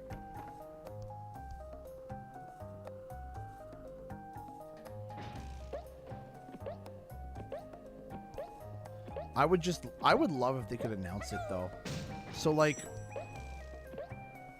it all depends on it. In my opinion, it depends on who's doing the advertising. Is Xbox doing the advertising, or is Activision doing the advertising? Because it's two very, like, separate points of view. Xbox likes to market their games a lot longer than Activision does. Activision likes doing it white hot and quick. 3, 4, 5. 1, 2, 3, 4, 5. 1, 2, 3, 4, 5. 1, 2, 3, 4, 5. 1, 2, 3, 4, 5. 1, 2, 3, 4, 5. 1, 2, 3, 4, 5. 1, 2, 3, 4, 5. 1, 2, 3, 4, 5. Is merch one of the last things before announcement? Merch doesn't necessarily mean announcement. It is a nice, like, it's a nice, oh, come on. It's not bad news. It's a good thing. It's a good thing to see merch. Merch is never a bad thing to see. You know, a lot of people say, oh, we got merch and it doesn't mean anything. And yes, but also no. You have to realize that seeing merch for a game is overall a good thing. It's never a bad thing. Oh, jeez. Now, we know that there's going to be a Spyro title. We know that. And because we know that, come on. I don't want this. I hate this level. This is one of the first levels in Croc where I'm like, I actually strongly dislike this level. If that his name is Pete, Pete can yeet out of here. I don't care.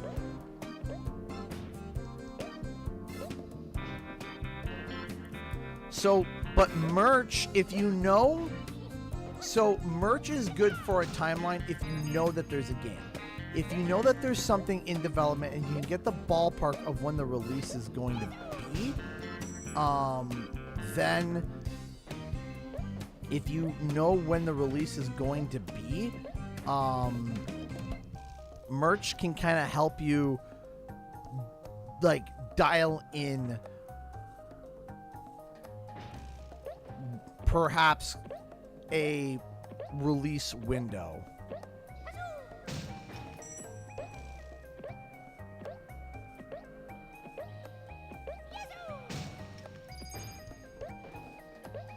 Hi Sarah, how you doing? How do you actually like to do this level? Yeah, this level is definitely a thing. 1, 2, 3, 4, 5. 1, 2, 3, 4, 5. Okay, here we go. That's okay, Reese. 1, 2, 3, 4, 5. 1, 2, 3, 4, 5. 1. Oh! 1, 2, 3, 4, 5, 6. 1, 2, 3, 4, 5, 6. 1, 2, 3, 4, 5, 6. 1, 2. 1, 2, 3, 4, 5, 6. 1, 2, 3, 4, 5, 6. 1, 2, 3, 4, 5, 6. 1, 2, 3, 4, 5, 6. 1, 2, 3, 4, 5, 6.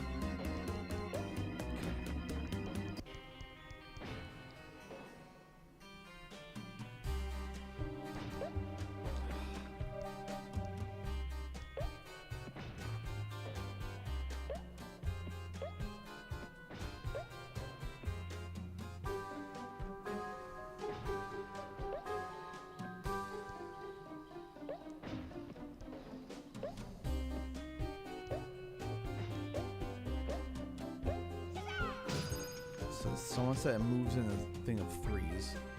2, 3. We have to go up and down. We don't want to touch this one.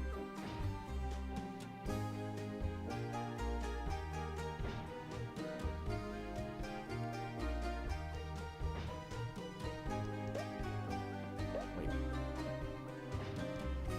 I got nervous.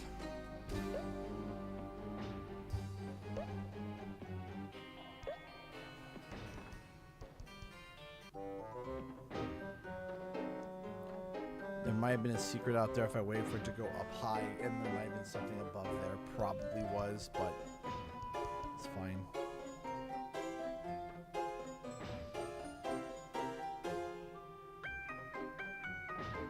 Yeah, this does change as well. Not right now, Phoenix Fire. I'm just kind of hyper-focused right now. I'd rather just kind of stay focused on this. No offense.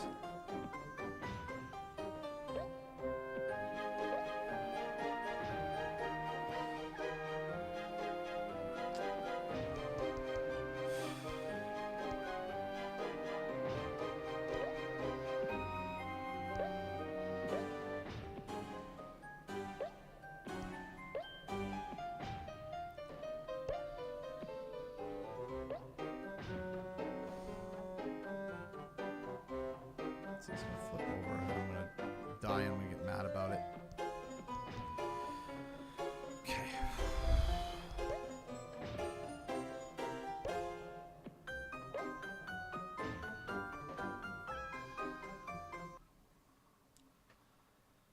I hate this level.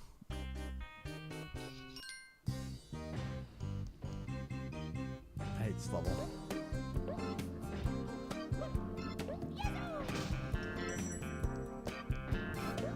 Stupid guy over here thinks he's part of the Blue Man Group with this big stupid hammer. Alright, let's do it.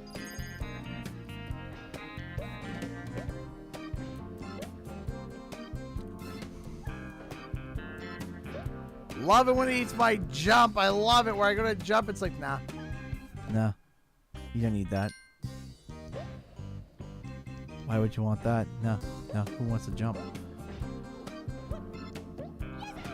If I had to do this with tank controls, I think I would have probably murdered somebody with a tank that I controlled. This is...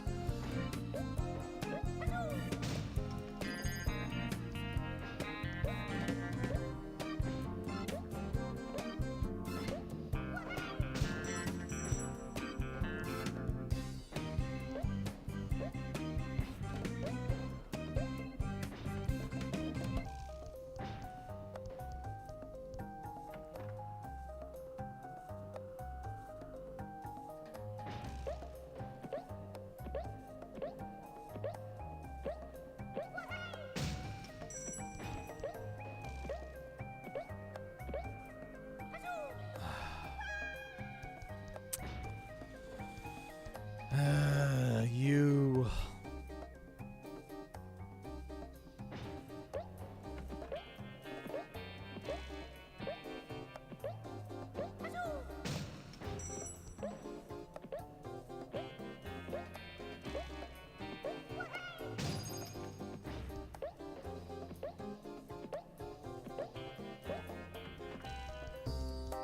Now comes the silly part that I don't like. 1, 2, 3, 4, 5.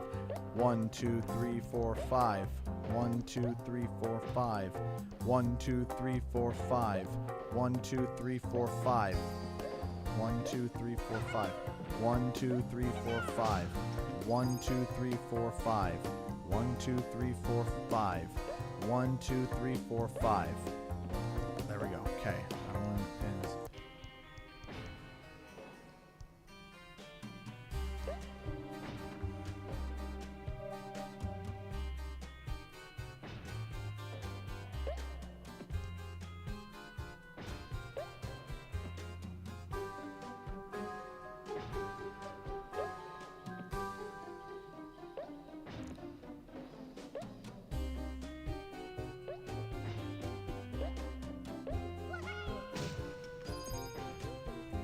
Okay, I'm gonna wait my turn on this one. Is there something up there? Maybe not. Maybe there isn't. Flips over.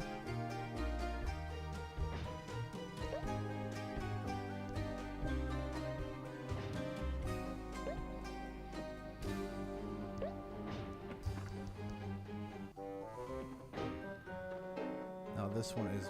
Okay, so I can see the end of the levels up there. This is the final room. Okay. Just give me a second here. 3. 1.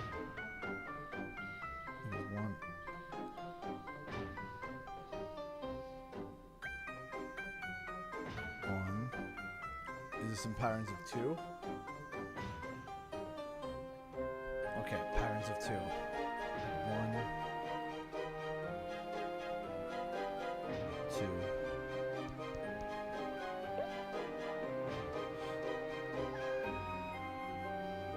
Okay.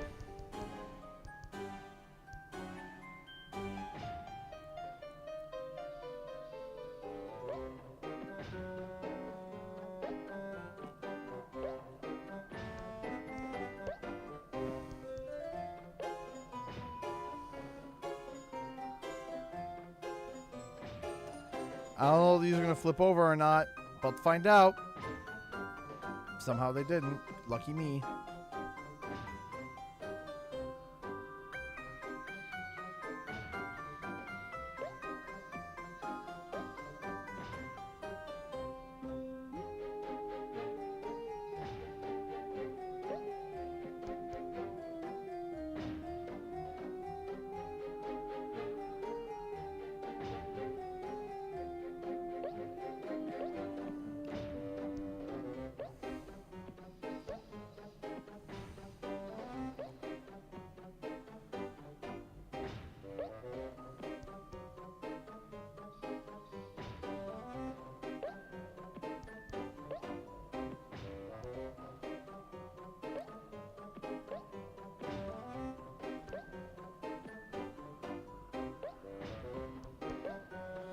Ah!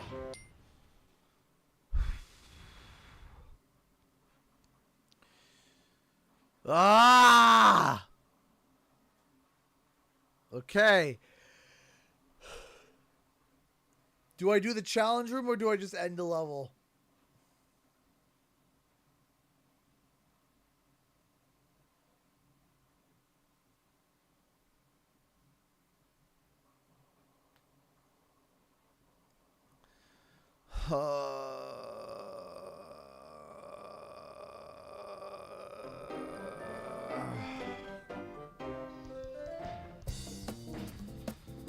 Oh, great.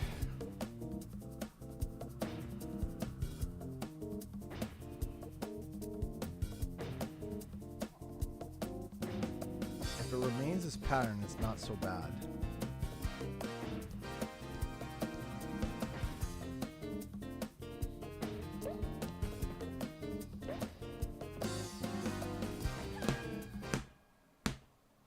Ah!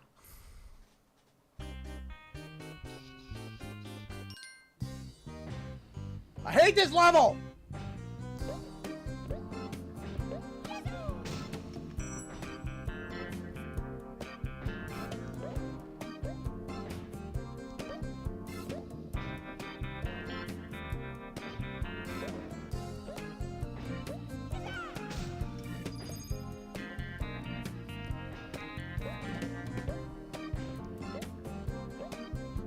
Love and respect from Ontario, Canada. Hey! Shavat Singh donated $2 super chat. Thank you so much. Respect from Canada. Right back to you. Thank you so much. I appreciate that. Thank you. Thank you. Thank you so much for the love and the support. Thank you. Thank you so much. Go ahead. Hit the hammer. Thank you.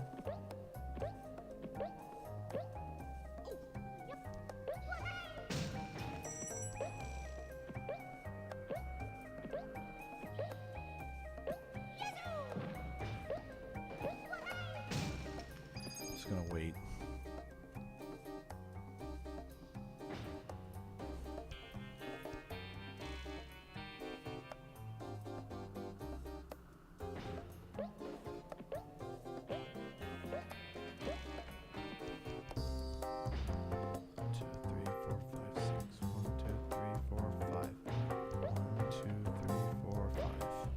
Oh, come on! 1, 2, 3, 4, 5. 1, 2, 3, 4, 5.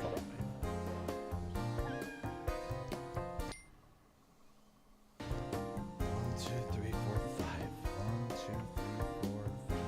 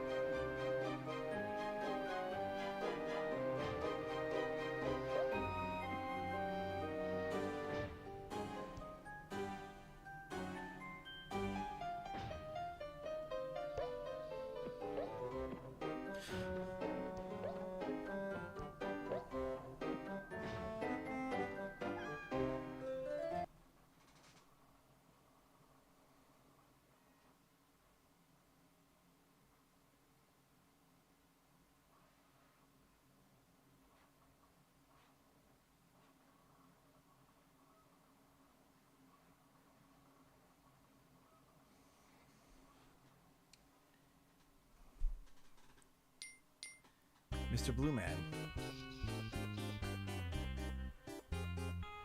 Mr. Blue Man Group.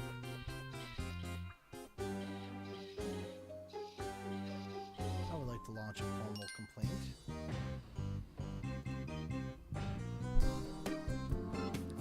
I would like you to take your hammer, find a place that you can stick it wherever gives you pleasure, and leave it there. Please. Just take the hammer and go elsewhere with it. Just that's all. Just stick it wherever gives you pleasure, and get it away. In fact, why don't you just take your entire self, go get yeeted into the sun, and just never show you or your blue face anywhere ever again? I mean, I think you'll be doing the world a service. There will be nobody putting up a missing person poster because everyone would be thankful that you're gone. 1, 2, 3, 4.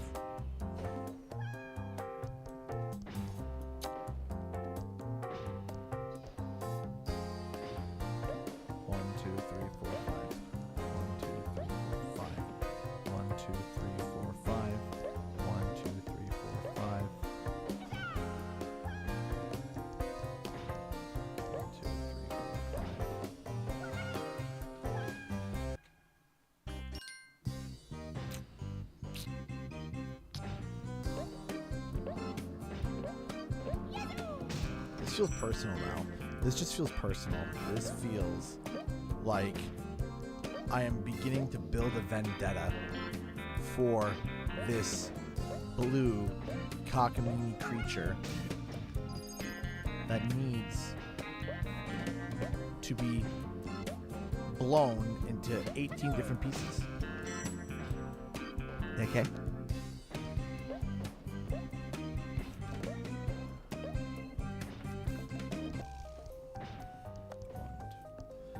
I'm not going to grind for lives. I'm not going to go back and just start grinding for lives. No.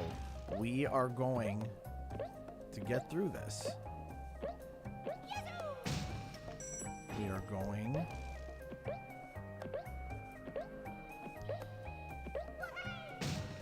to do this.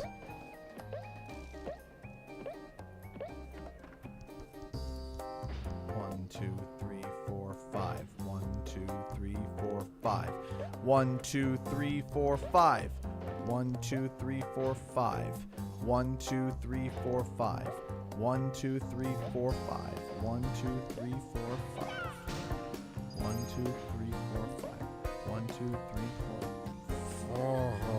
5. 1, 2, 3, 4, 5. 1, 2, 3, 4, 5. 1, 2, 3, 4, 5. 1, 2, 3, 4, 5.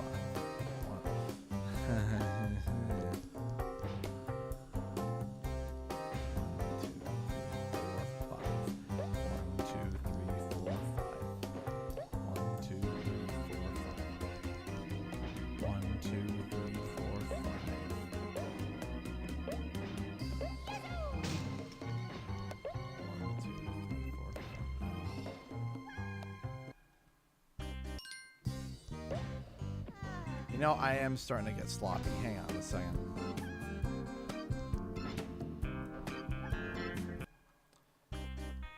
Maybe I'll do a little bit of... let me try something.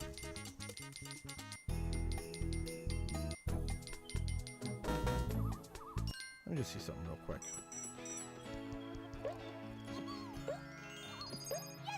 I just need to complete the level, am I right? Is that right? I just need to complete the level?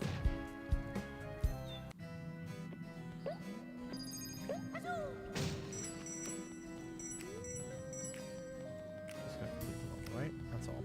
So I see a life over there. I'm gonna nab it. And I just need to double check where the secret level is.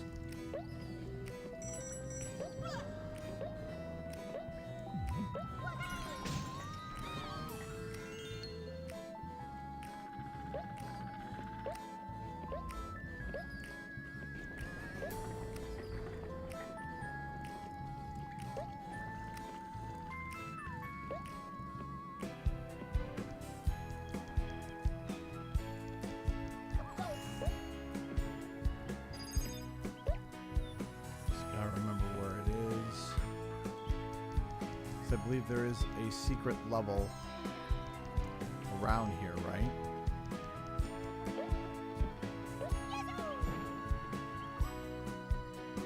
Is it here? Where is it again? If anyone could remind me where it is, that would be great.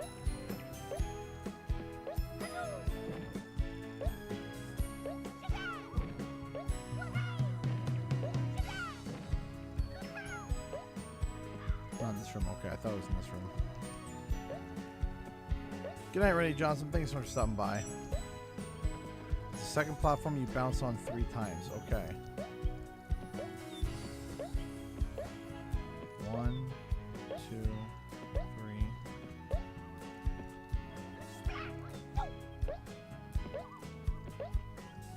The other platform. 1, 2, 3.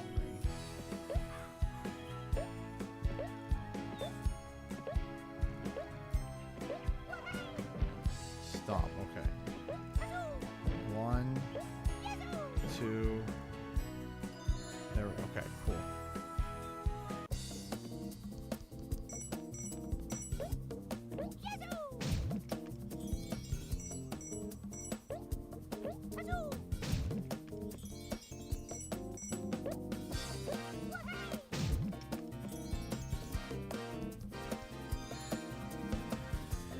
Okay, now I'm just gonna run to the end.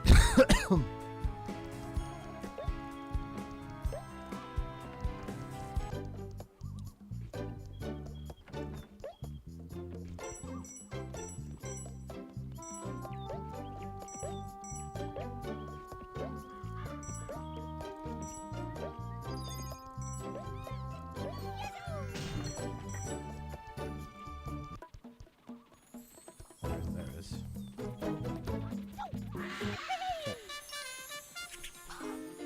Oh, you can just exit. You don't have to get to the end? I didn't realize that.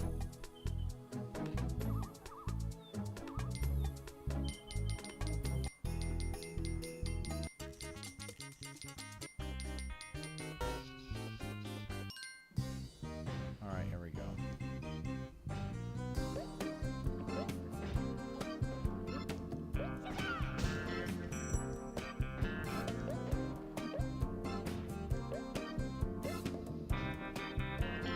I wouldn't be shocked if I aced this now that I have all these lives on the first try. Or within a range where I didn't need to go get the extra lives.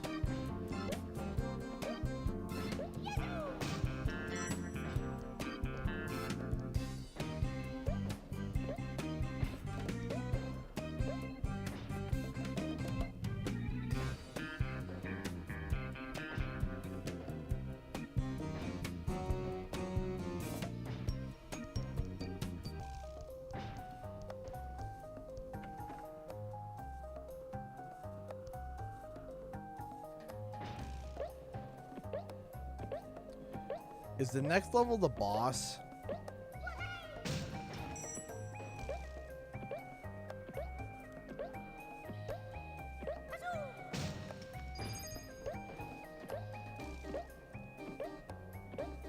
Yes, good. 1, 2, 3, 4, 5. 1, 2, 3, 4, 5. 1, 2, 3, 4, 5. 1, 2, 3, 4, 5. 1, 2, 3, 4, 5. 1, 2, 3, 4, 5. 1, 2. Reset the timer. 1, 2, 3, 4, 5. 1, 2, 3, 4, 5. 1, 2, 3, 4, 5.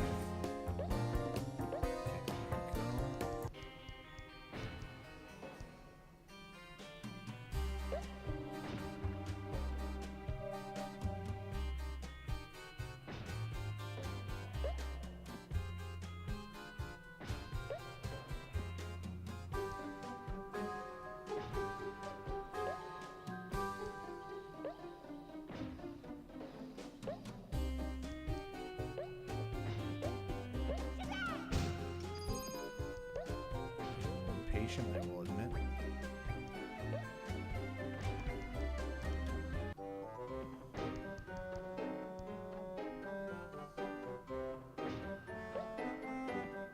All right, locking in.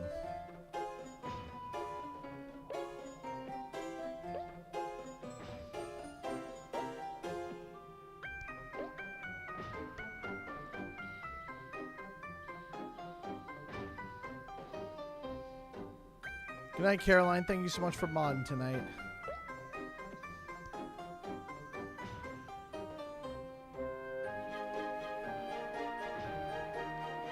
Get some rest, get some sleep.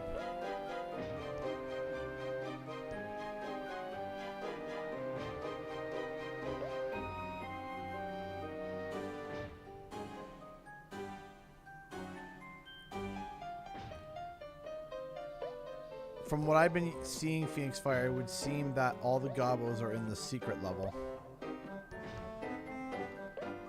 Or the thing that requires all the gems.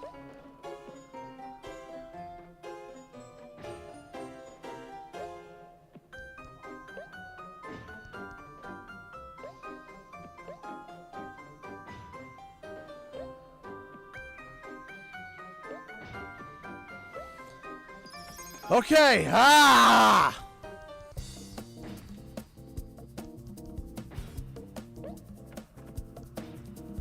know what? I'm gonna count this. 1, 2, 3, 4. 1, 2, 3, 4. 1, 2, 3, 4. 1, 2, 3, 4. 1, 2, 3, 4.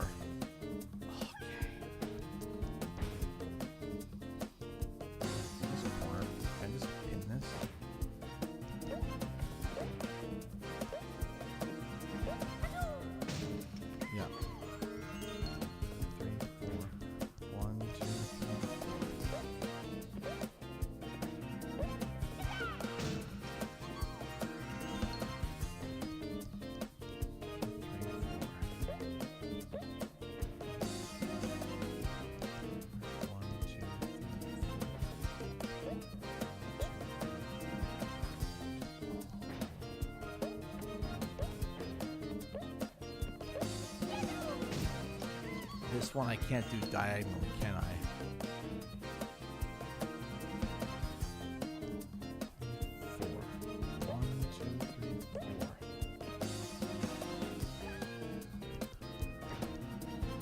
Got these three. Let me see if I can do diagonally over here.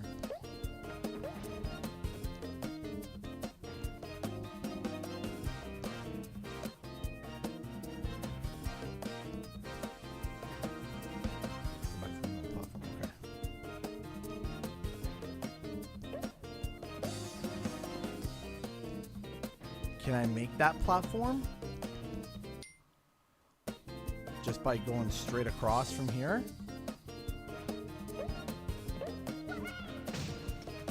I feel like it's gonna be tight.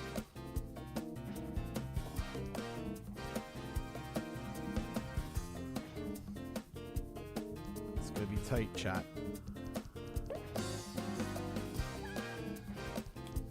Okay.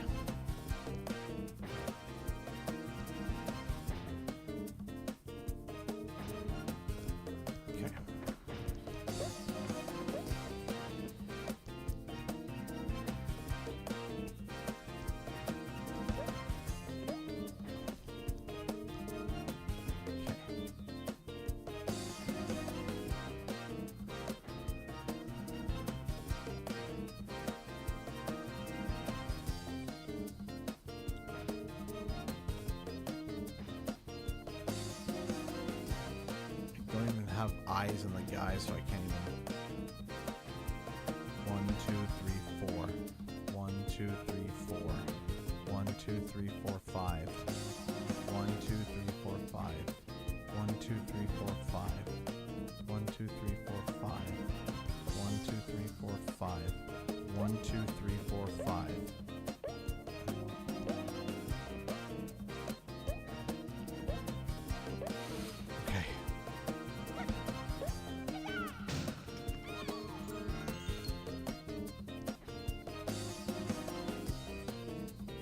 Might be able to make this, maybe.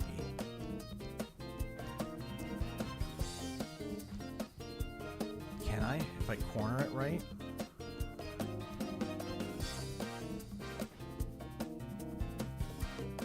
No, I'm not gonna. I might have been able to, but I'm not gonna risk it. So I'm gonna do one of these, that, this way, here.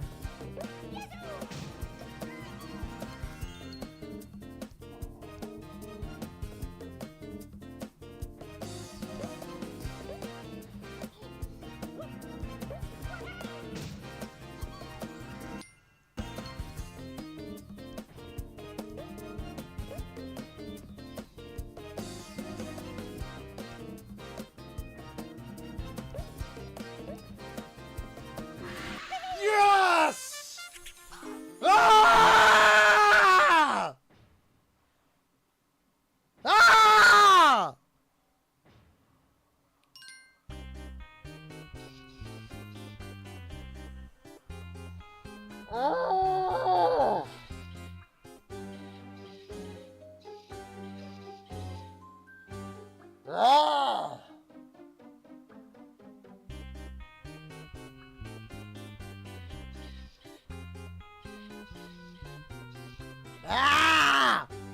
Jeez!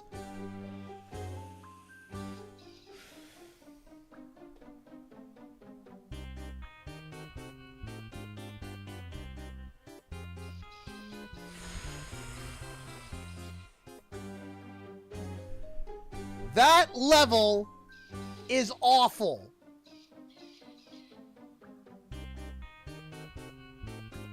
That level sucks.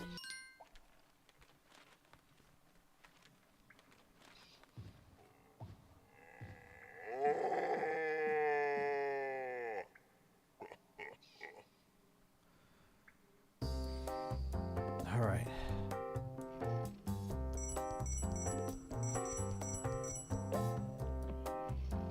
Oh, malarkey.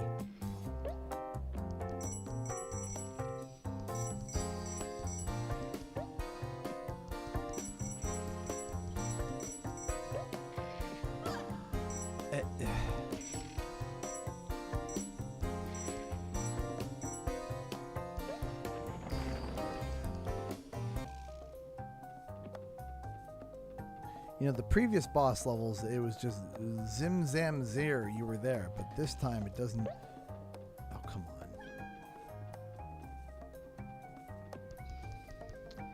You know...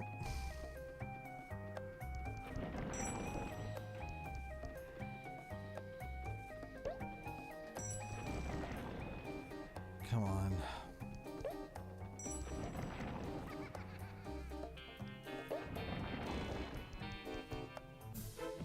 Okay. I have no idea how to beat this guy. But we're gonna find out, aren't we?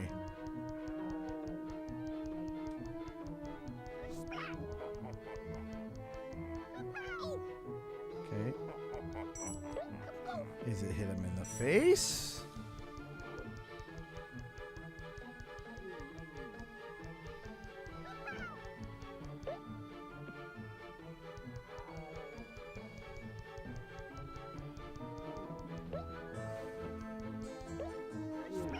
Okay, that seems kind of the...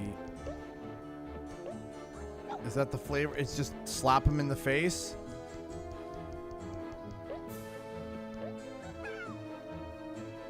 What is...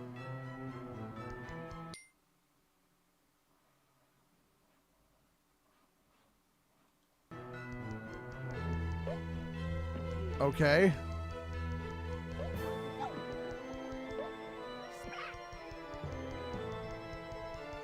Phase fights, alright. Easy enough.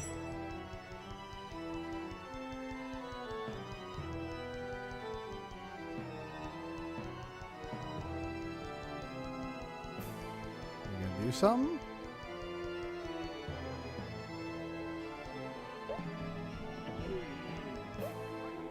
Okay.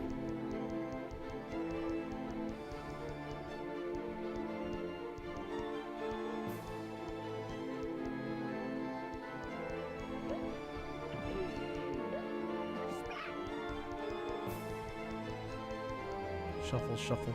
Shuffles awkwardly.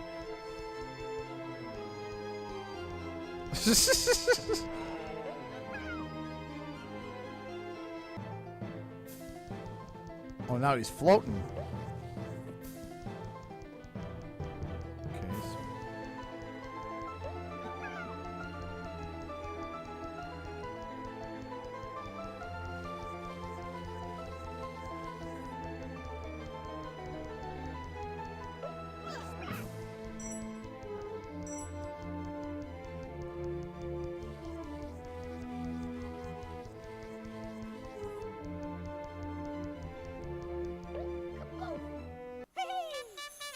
Okay.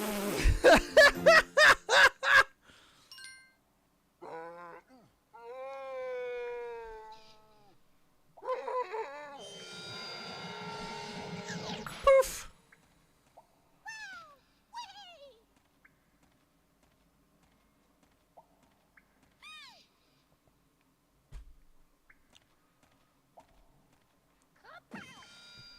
Ah, I'm gonna hit myself with a.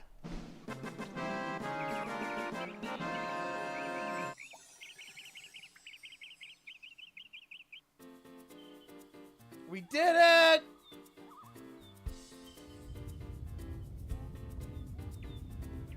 Ugh.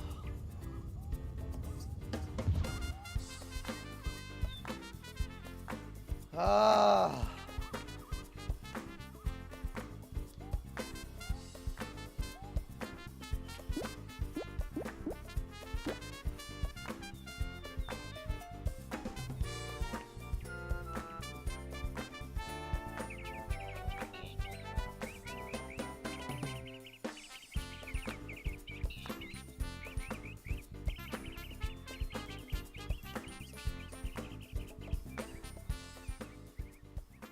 We did it!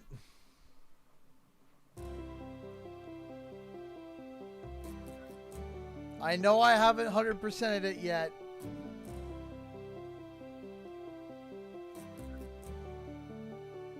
But I will take it. We did it!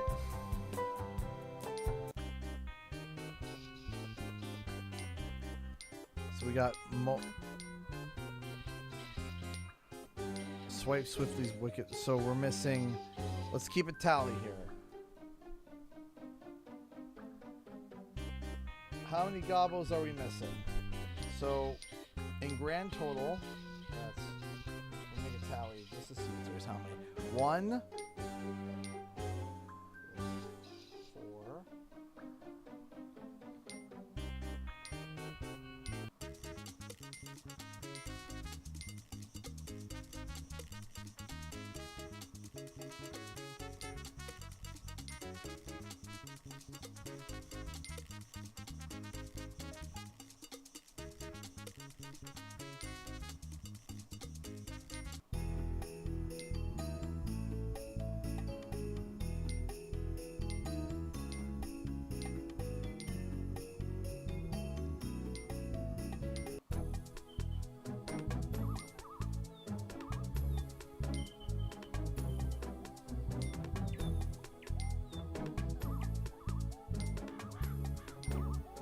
I am missing 17. There are 17 Gobbos that I am missing. Am I gonna do that tonight? Probably not. I think it's a good time to start wrapping it up. Just give me a second here.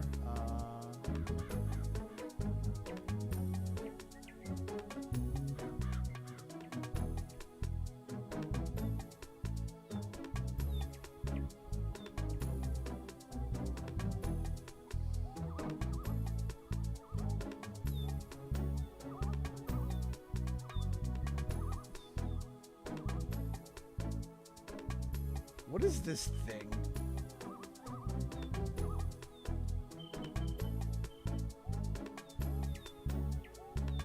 Jeez, what is this thing? Nightmare fuel. Ugh. Alright. Give me a second here.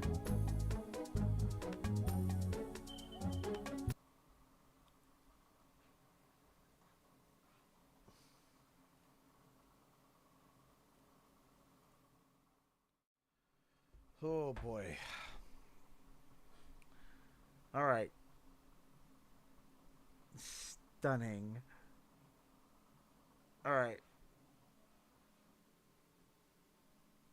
No problem, TV guy. No problem. All right.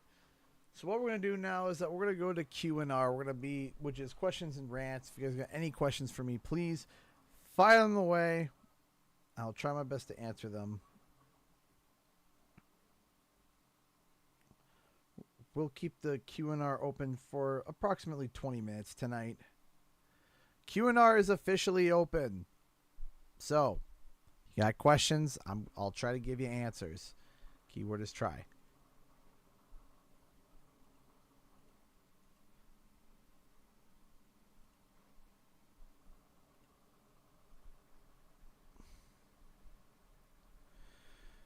Sure. Is that okay? So this is one of the best shirts that we got from PAX.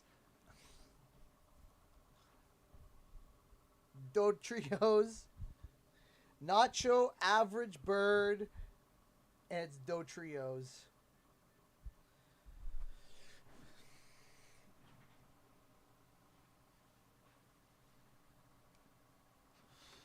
So that is, I saw that at PAX and I was like, bet. Nacho Average Bird. Yep. I loved it. I saw it. Me and Mystic picked it up. She picked up one. I picked up one too. I was like, I got to. I have to.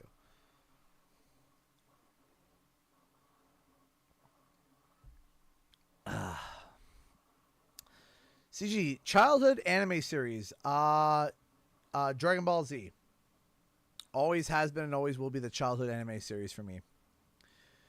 Is that the same guy that made the Taco Weeping Bell one? Yes, they have a whole bunch of them now. So I have this one. There is also, I picked up a Kodobo, but it's Cubone. I picked up, they have a Whale Lord for Walmart.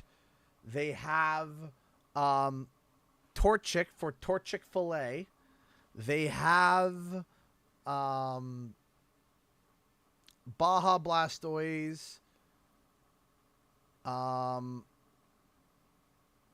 They have a whole like giant line of them, and they add more every year, and I love it. Mountain Mew is one of them. Yeah, the Taco Weeping Bell.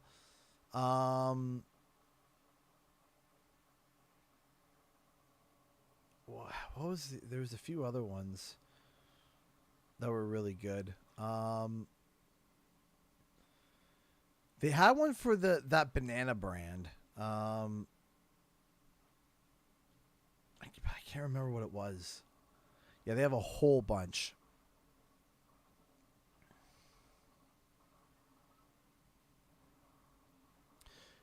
Yeah, the Starbucks, the Psyducks. Is that the Psyduck one? Is that the one I'm thinking of? Can't remember. Psyduck's coffee. I can't remember if that's the one I was thinking of. His name is Burke. He's from the claymation cartoon The Trapdoor.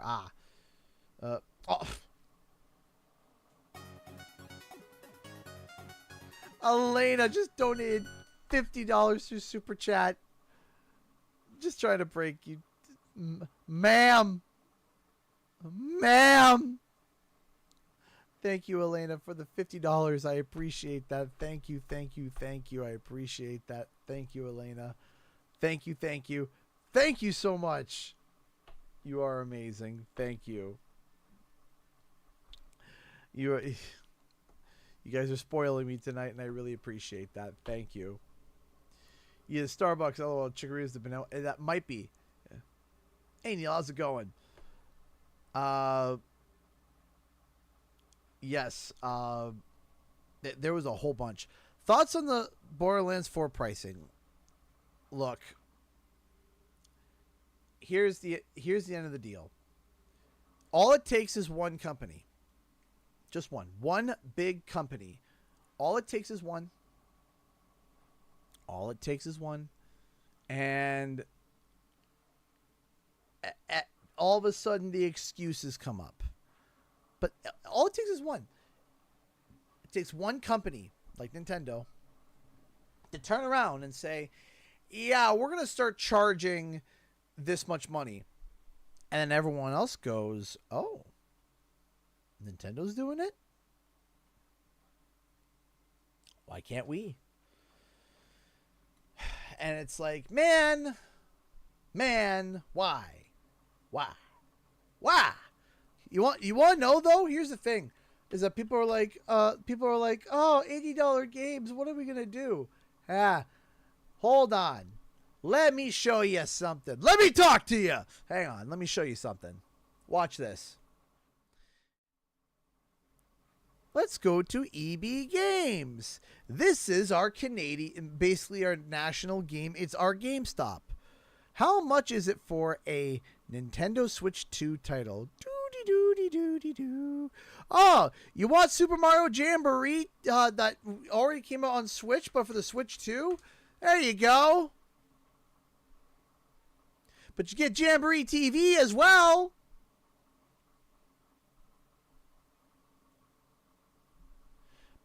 But you know what? That's fine. That's fine. You know what? Look. Kirby and Forgotten Land, 115. Bonanza, 100. Street Fighter, 84. Mario Kart World, 110. If you like, this is the reality that Canadians live in. You want Breath of the Wild again for $99? Yeah? Yeah? So, we were EB Games, then we shifted to GameStop, and then we just shifted back to EB Games because somebody acquired the rights of EB Games and switched it back. So, you got Mario Kart World. Like, Donkey Kong Bonanza is like $100. Story of Seasons, $84.99. Demon Ex Machina, $99.99. Tears of the Kingdom, $114. Like, and these aren't limited editions. These are just the game.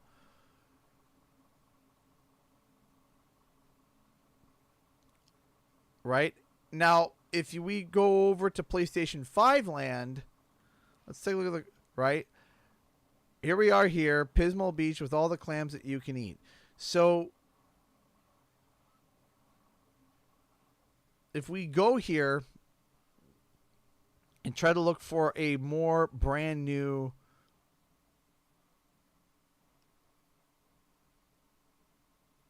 see, I don't even know why it's $99. Digimon Storytime Stranger at $99 now.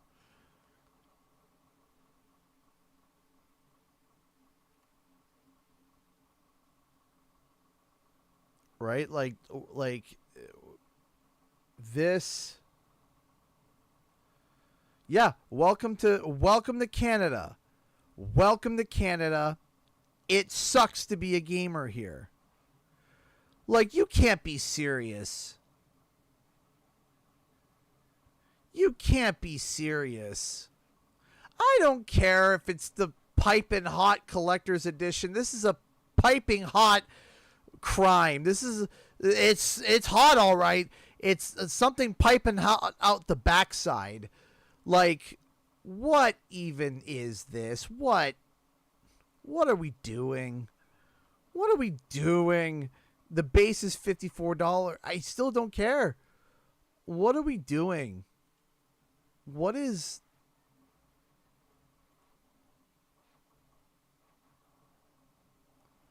Like, what are we doing here? What has happened? Price from high to low. Let's take a look. Okay, these come with statues and... But, like, look, man. The premium edition of Indiana Jones and the Great Circle, $129. $129.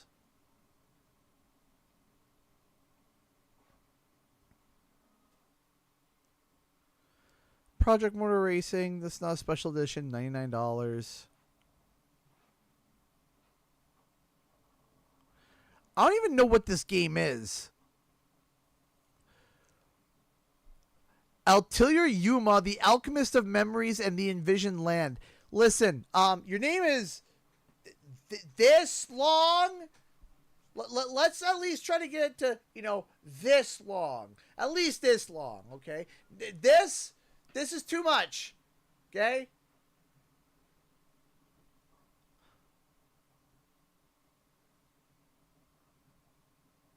Like, unbelievable. Like, look, Demon Souls. This was a launch game for PlayStation 5. Like, what, 5 years ago? It's $89. Still. Yep, Miles Morales, $89. Rift Apart, $89. Ghost of Tsushima, $89. Last of Us, $89. 89, 89, 89. 89, 89, 89, 89. Are you catching a pattern here? 89, 89. 80, so $90. Right? But now they want us to start paying $99. Boy, howdy. To give you an idea or an idea of how much that is in Canadian, see, here be the thing. Is you think, oh, it's just, it's $100. But then we have something called 13% tax. $113 for a video game, ladies and gentlemen. $113 for a video game.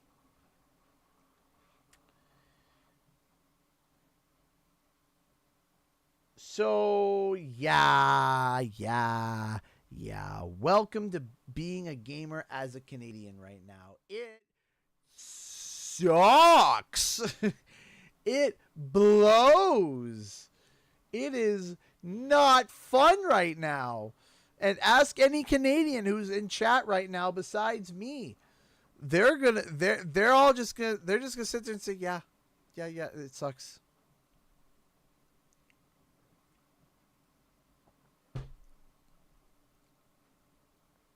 That's way too much. You be right. Like, how much, just for kicks and giggles, I'm going to look and gag again. Switch to price in Canada. Nintendo Switch 2 plus Mario Kart World Bundle is $700 before tax. But wait, there's more. Because it's $699.99 plus 13%, that is $790.98. Basically $800 Canadian right now to get a Switch 2. And I still haven't paid mine off yet.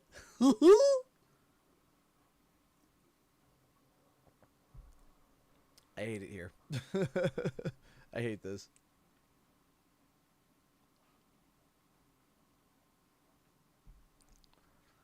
What about the PS5 Pro?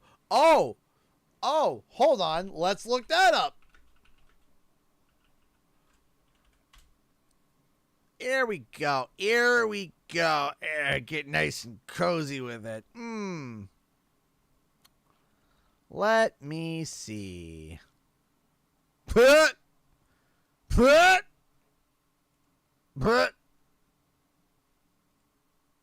I gotta go live screen with this one.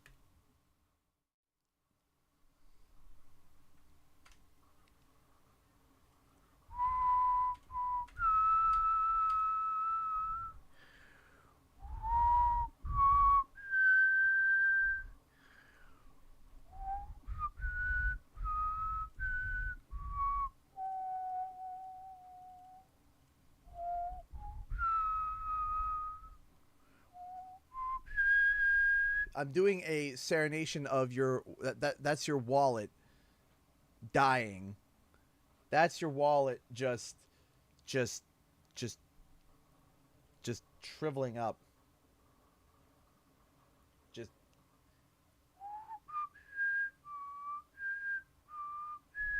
But wait, there's even more. We have something called environment handling fees. You might be like, what's that? Environment handling fees help cover the costs associated with the safe and responsible recycling of electronics. These fees are often administered by local recycling programs in your province and are not government taxes. Therefore, EHF amounts can vary depending on where you're located in Canada. To seeing you're seeing the right EMF while at your shop, you can do one of the following, which it is set. So guess what? We're not even done. It gets worse.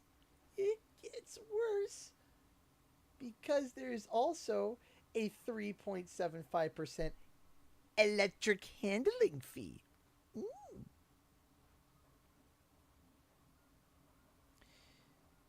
So hang on. Doop-a-doop-a-doop. Let's do this. Let's do this. So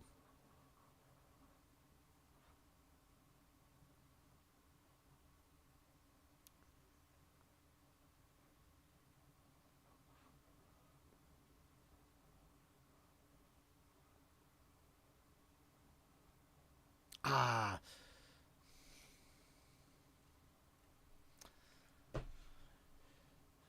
there's a $36 fee for when you eventually have to dispose of it.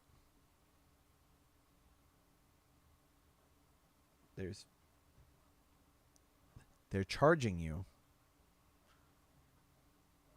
for when you have to dispose of it. You may never dispose of it. You may hold on to it to your death clutches until you're dead. But it doesn't matter. It doesn't matter. Nay. Not in the consumer world. Not in this world. No. You have to pay to dispose of it before you buy it.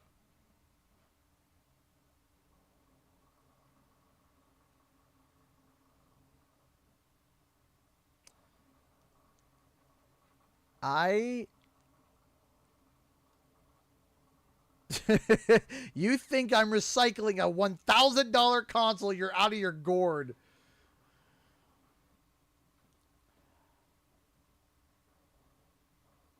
So, imagine, just picture this, okay? Imagine this. Imagine you walking up to order a Wendy's, okay? A Wendy's.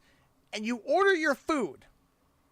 And they charge you a $1 disposal fee for when you eventually are going to crap it out in your bathroom. And tell you the $1 goes to the local municipalities.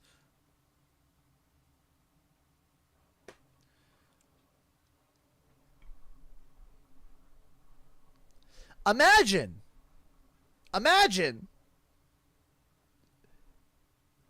paying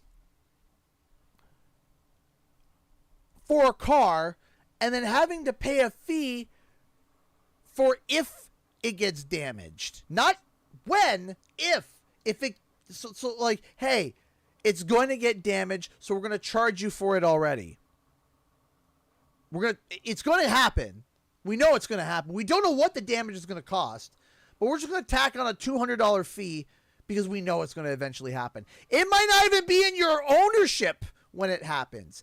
You may have sold it to somebody. You may have given it to your grandson, Timmy. You may have had it stolen, but we're going to charge you, the buyer, $200 for when it eventually does get damaged. Because reasons.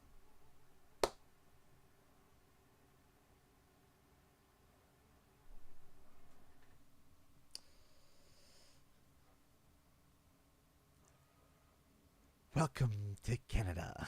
Have a look around.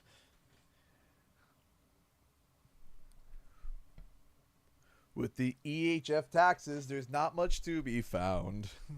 It's stupid. It's stupid. It's dumb. It's silly. It's ridiculous. If you think that you're right. If you think that I'm gonna be taking $1,000 console and recycling it and putting it in the recycling bin, I'm gonna steal what Jay Bunn said. You are out of your gourd. You are out of your bloody mind. Like, give your head a shake. Are you nuts? Are you cracked? Are you insane? What is the matter with you? Why are you charging me for when I eventually dispose of it? You're dictating to me that you're going to pre-charge me for when I eventually get rid of something that I don't want to get rid of.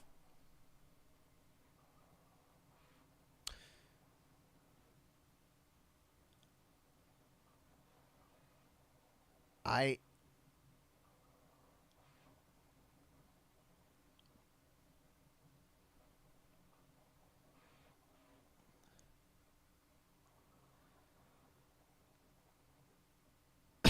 take a toy of this world. Bury me with that console like the Egyptians were buried with gold. It'll have to be pried out of my cold, dead hands. Seriously. You won't have time to play it because of the second job you need to pay for it. Yeah. Yeah. You right. You right. You're not wrong. No lies were said.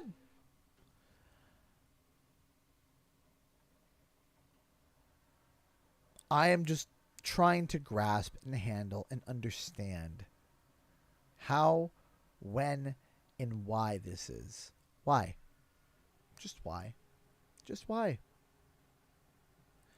I don't. Last time I checked, you shouldn't need to have to donate a kidney to be able to buy a console.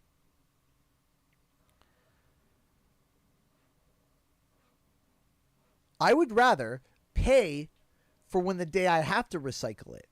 Because here's the thing, too, is that we are paying 3.75%.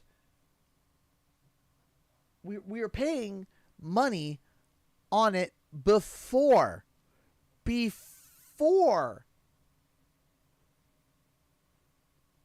gets disposed of. Why can't we pay money the day that we dispose of it?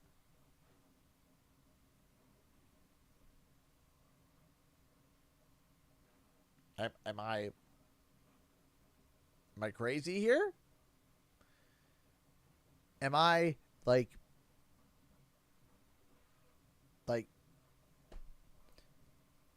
am I crackers here? Like what's the deal? Like how are we mathing this? How does this make sense? You're gonna pay to dispose of it when you buy it brand new. Because here's the thing too, is that it depreciates in value. So if it's a percentage, if you're like, yeah, it's 3%. Well, the thing is that it's not going to be worth $959 in 5 years or 10 years or 15 years. So when I dispose of it, I paid an egregious amount of money for it. And the value of it comparatively now isn't the same.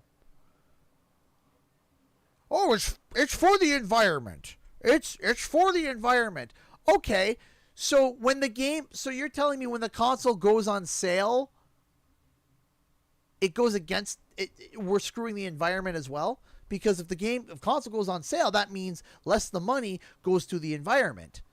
So couldn't you make the argument that if you buy any electronic on sale that has this ETH fee on it or EHF fee on it, is going to screw up the amount of money that goes to the environment or the people processing it? Like,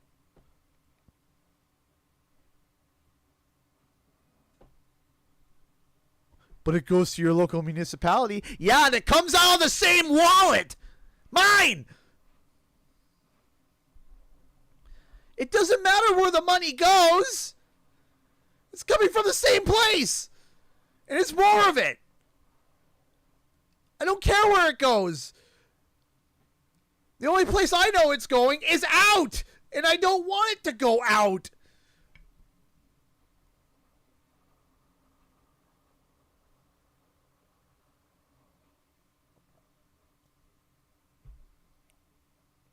Doesn't matter where it goes. All I know where it's coming from, and I don't like it.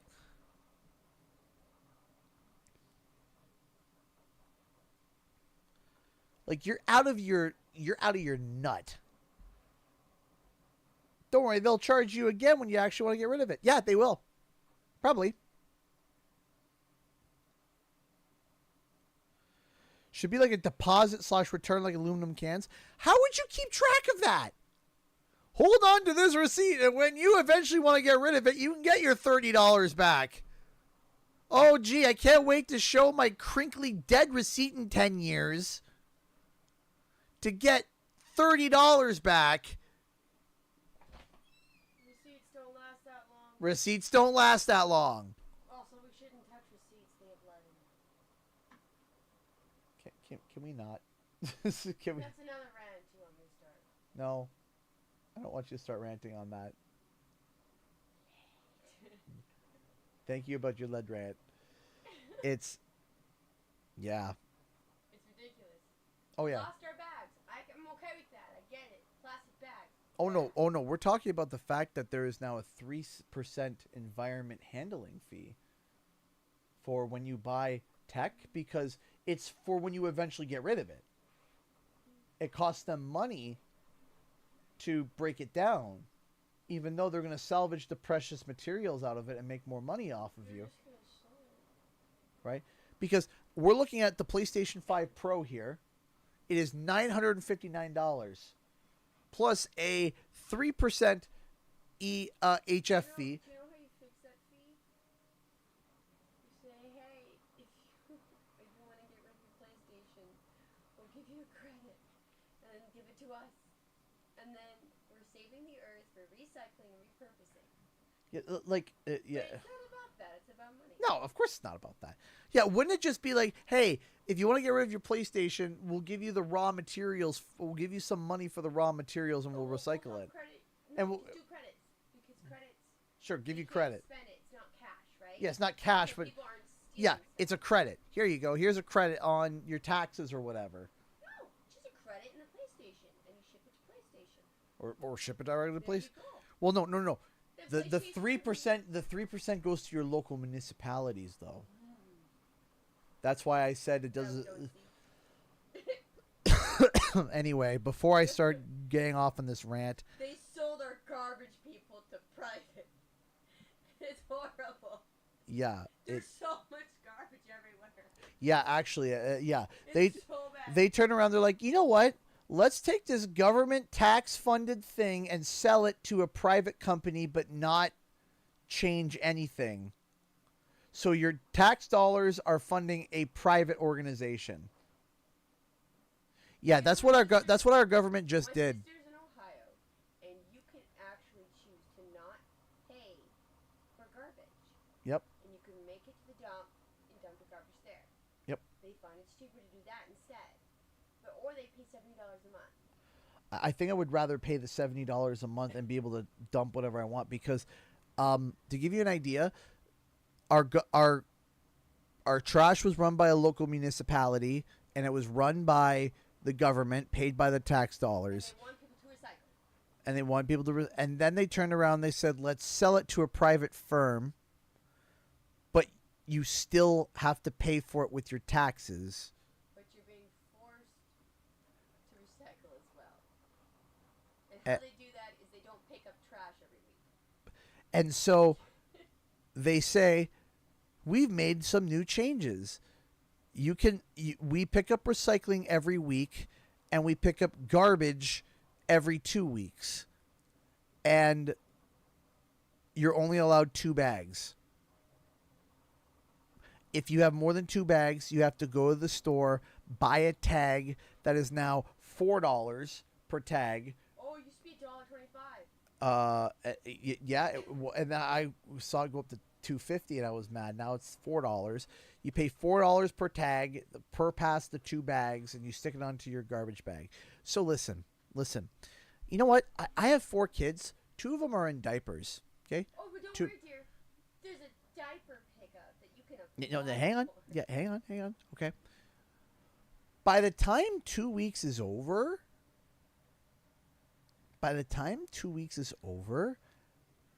those diapers are so ripe. That bag looks more equivalent to a bomb than a garbage bag. Just store them outside in your garbage can. Why don't you just do that? Oh, just store it outside in the garbage can. Yeah, in the nice, hot, humid No. Let's talk about raccoons. with the animals. Great. They can get into any lock. Just look up Toronto raccoon. Yep. Just Yeah, look up Toronto raccoons. They're There's a documentary about it. yeah. There's a documentary about Toronto raccoons about how smart they are in opening up garbage bins. And they don't know what to do anymore. Yeah, they don't know what to do. They're literally giving up. They're like, we don't know what to do. It's an epidemic. the raccoons are just ripping everything apart. I'm sorry to hear that about your friend Lunar. I'm sorry to hear that. But all right, love you. So I'm sitting here and I'm like, man, this doesn't make sense. I'm doing the math in my head. I'm like, why is a private firm owning the garbage company? Why? And like I said, in the summertime, everything cooks and bakes, okay?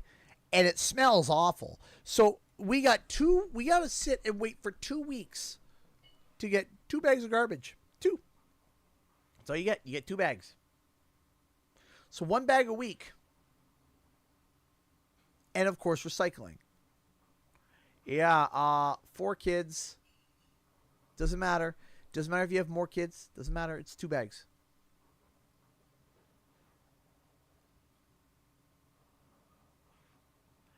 I just...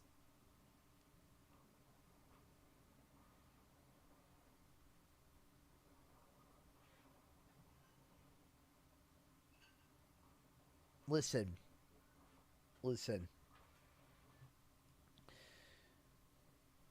If there's only one private firm and it's a private firm that owns the garbage disposal, okay, and it's only one and it's privately owned, that's called a monopoly. I asked, do I have options? Can I turn and get a different weekly garbage pickup? The answer is no. No, I can't. Because it was originally only operated by the government. Okay, fine. So my tax dollars is funding it. Well, yes, my tax dollars are funding to a private corporation.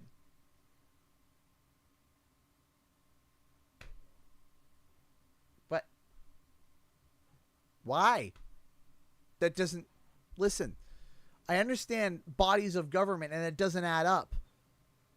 Something doesn't make sense here. Why are tax dollars being given to private firms to operate?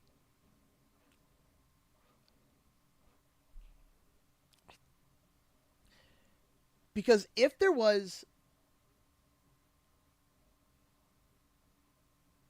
throw myself away in one of the 2 free bags. No, you don't get bags. Bags? No, we have to pay for our bags, too. We don't get the bags for free. No, you have to go and buy your own bags. You have to go buy your own bags, and then you can dispose 2 of them.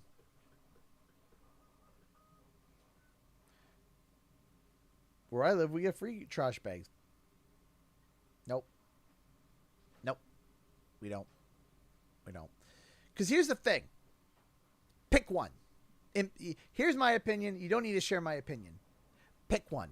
Is it operated by my tax dollars in the government? Right? Is it operated by my taxes in the government where there's one company and it's the government and I pay it? Or is there numerous companies vying and pushing to get my services, and there are 5 or 6 garbage disposal companies within my city that I can choose from? Pick one. Okay? One and operated by the government and funded by tax dollars, or 5 or 6 privately owned that I get to choose with different business models. Pick one. Not this in-between ambiguity where the only person that gets messed up is the consumer. One or the other. Pick one. Okay? Because I would rather pay less in taxes and then be able to choose what garbage disposal company that I get. Like, hey, I don't use that much garbage. I'm going to go with this company. Or, hey, I literally produce garbage by the handfuls every day. I'm going to go with this company. Oh, these guys pick up every day. These guys pick up once a week. These guys pick up like the whole point. And then they're all competing with each other. And then they're trying to get your dollar. And it's competition. Capitalism. Cool. Go with that. Or your tax dollars at work going to one company that is doing it covered by your taxes. One or the other. I want this hybrid stuff where it's tax dollars to a private company, to a this, to a that, this, that, here and there, and that, no. If it's privately owned, but it's my only option, it's called a monopoly.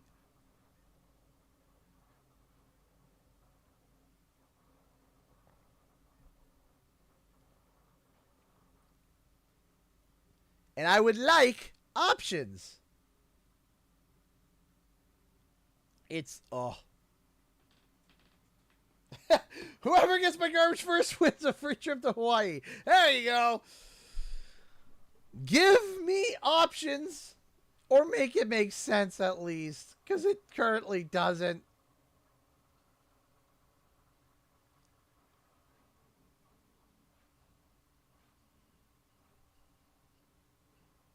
I can't, man. I can't. So they want you to purchase your own garbage for them.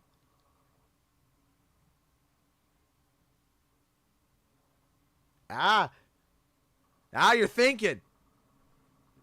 Now the gears are turning.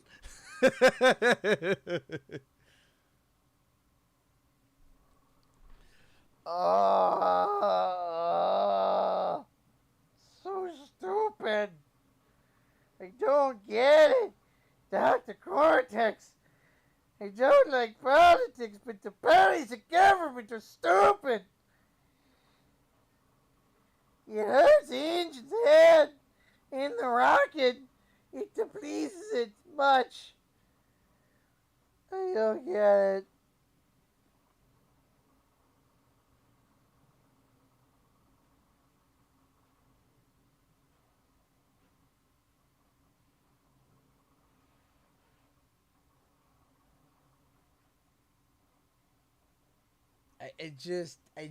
I don't get it. So guess what's happening? You'll never guess what's happening. You'll never guess. Listen, what happens when you get a bunch of people who can't dispose their trash because it's too expensive? What happens? People start dumping their trash in random places. Because we are now turning corners, and there are people that are just openly throwing bags of trash everywhere. Just like Mary Poppins skipping through the streets, throwing sprinkles of joy. Except now they're just throwing little flecks of maggoty eggs and disgusting things all over the sides of the road. It's fun. It's great. We love it. It's all a plot by Canadian raccoons. That's what it is.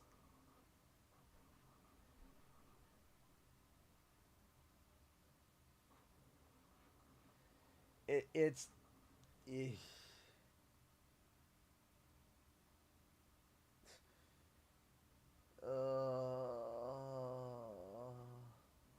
It hurts my head. It hurts my head.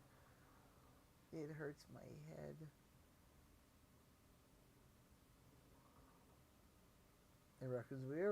There are. We've been dealing with an infestation of, guess what? There's been an infestation in the local area of raccoons and rats. Who would have thought? Who would have thought that people throwing garbage everywhere would bring more rodents and more animals to rip it apart? Who'd have thought?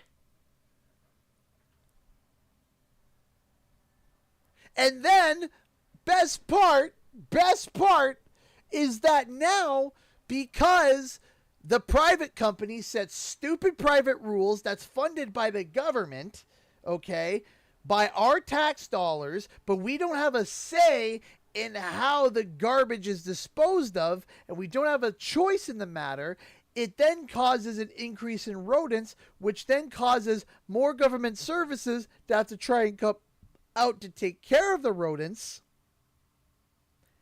And where does that come from? Our tax dollars.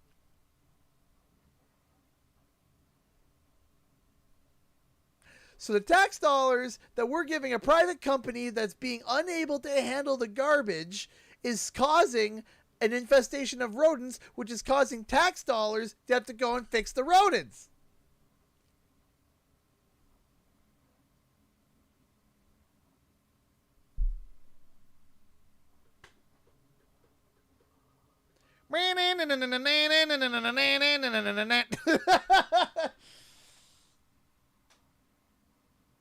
It's stupid. It's so stupid. He's so stupid. Cortex. Why are they stupid? It hurt Engine's rocket. It makes it hurt.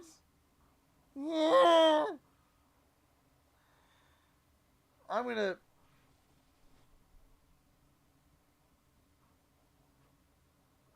gonna wrap up this stream before I blow a gasket and blow my blood pressure higher than it needs to, because it is so stupid. So stupid.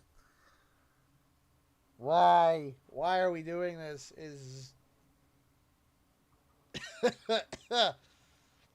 Hire the Raccoon Federation for garbage collection. That's the fix. Hire the raccoons and the rats. The Raccoon Federation. We'll hire the raccoons and the rats and pay them with tax dollars.